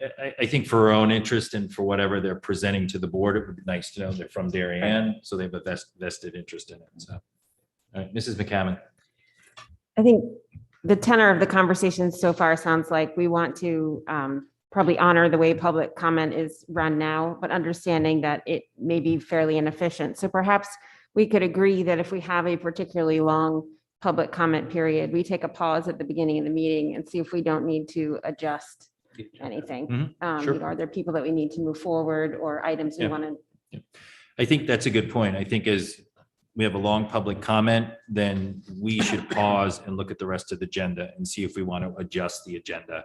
Again, go to a special meeting or move the agenda. So what I'll do is, this was a good conversation. Again, I brought it up because of feedback from the retreat and feedback from individual board members.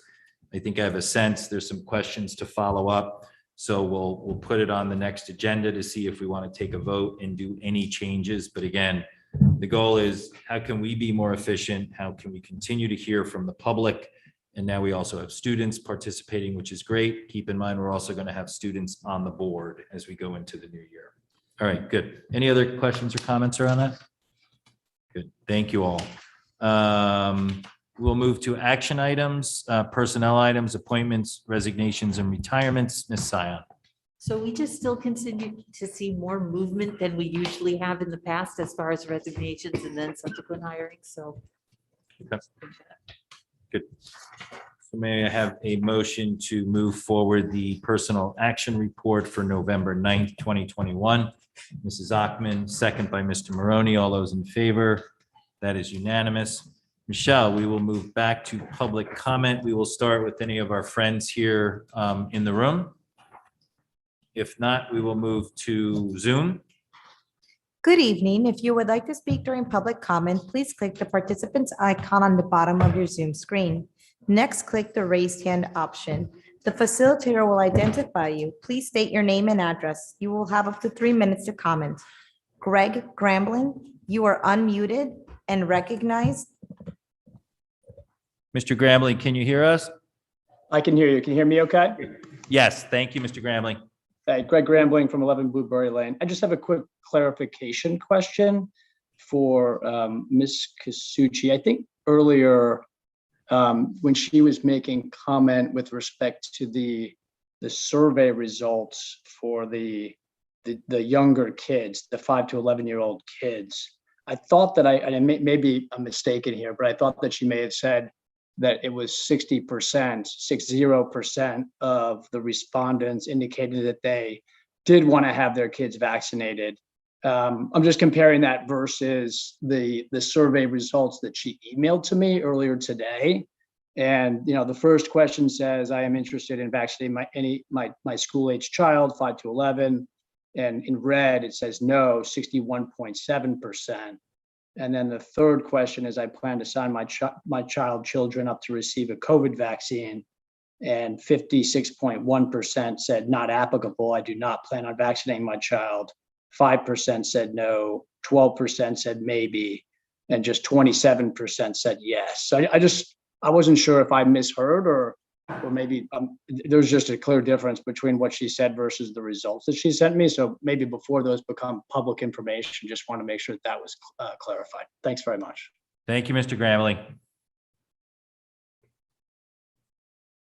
Anyone else, Michelle? There are no more raised hands at this time. Okay, thank you all for coming in person. Thank you all on Zoom. Thank you all for the organizational meeting and the opportunity to continue to serve. Welcome new members. May I have a motion to adjourn? Mr. Sini, second by Mrs. Best. All those in favor?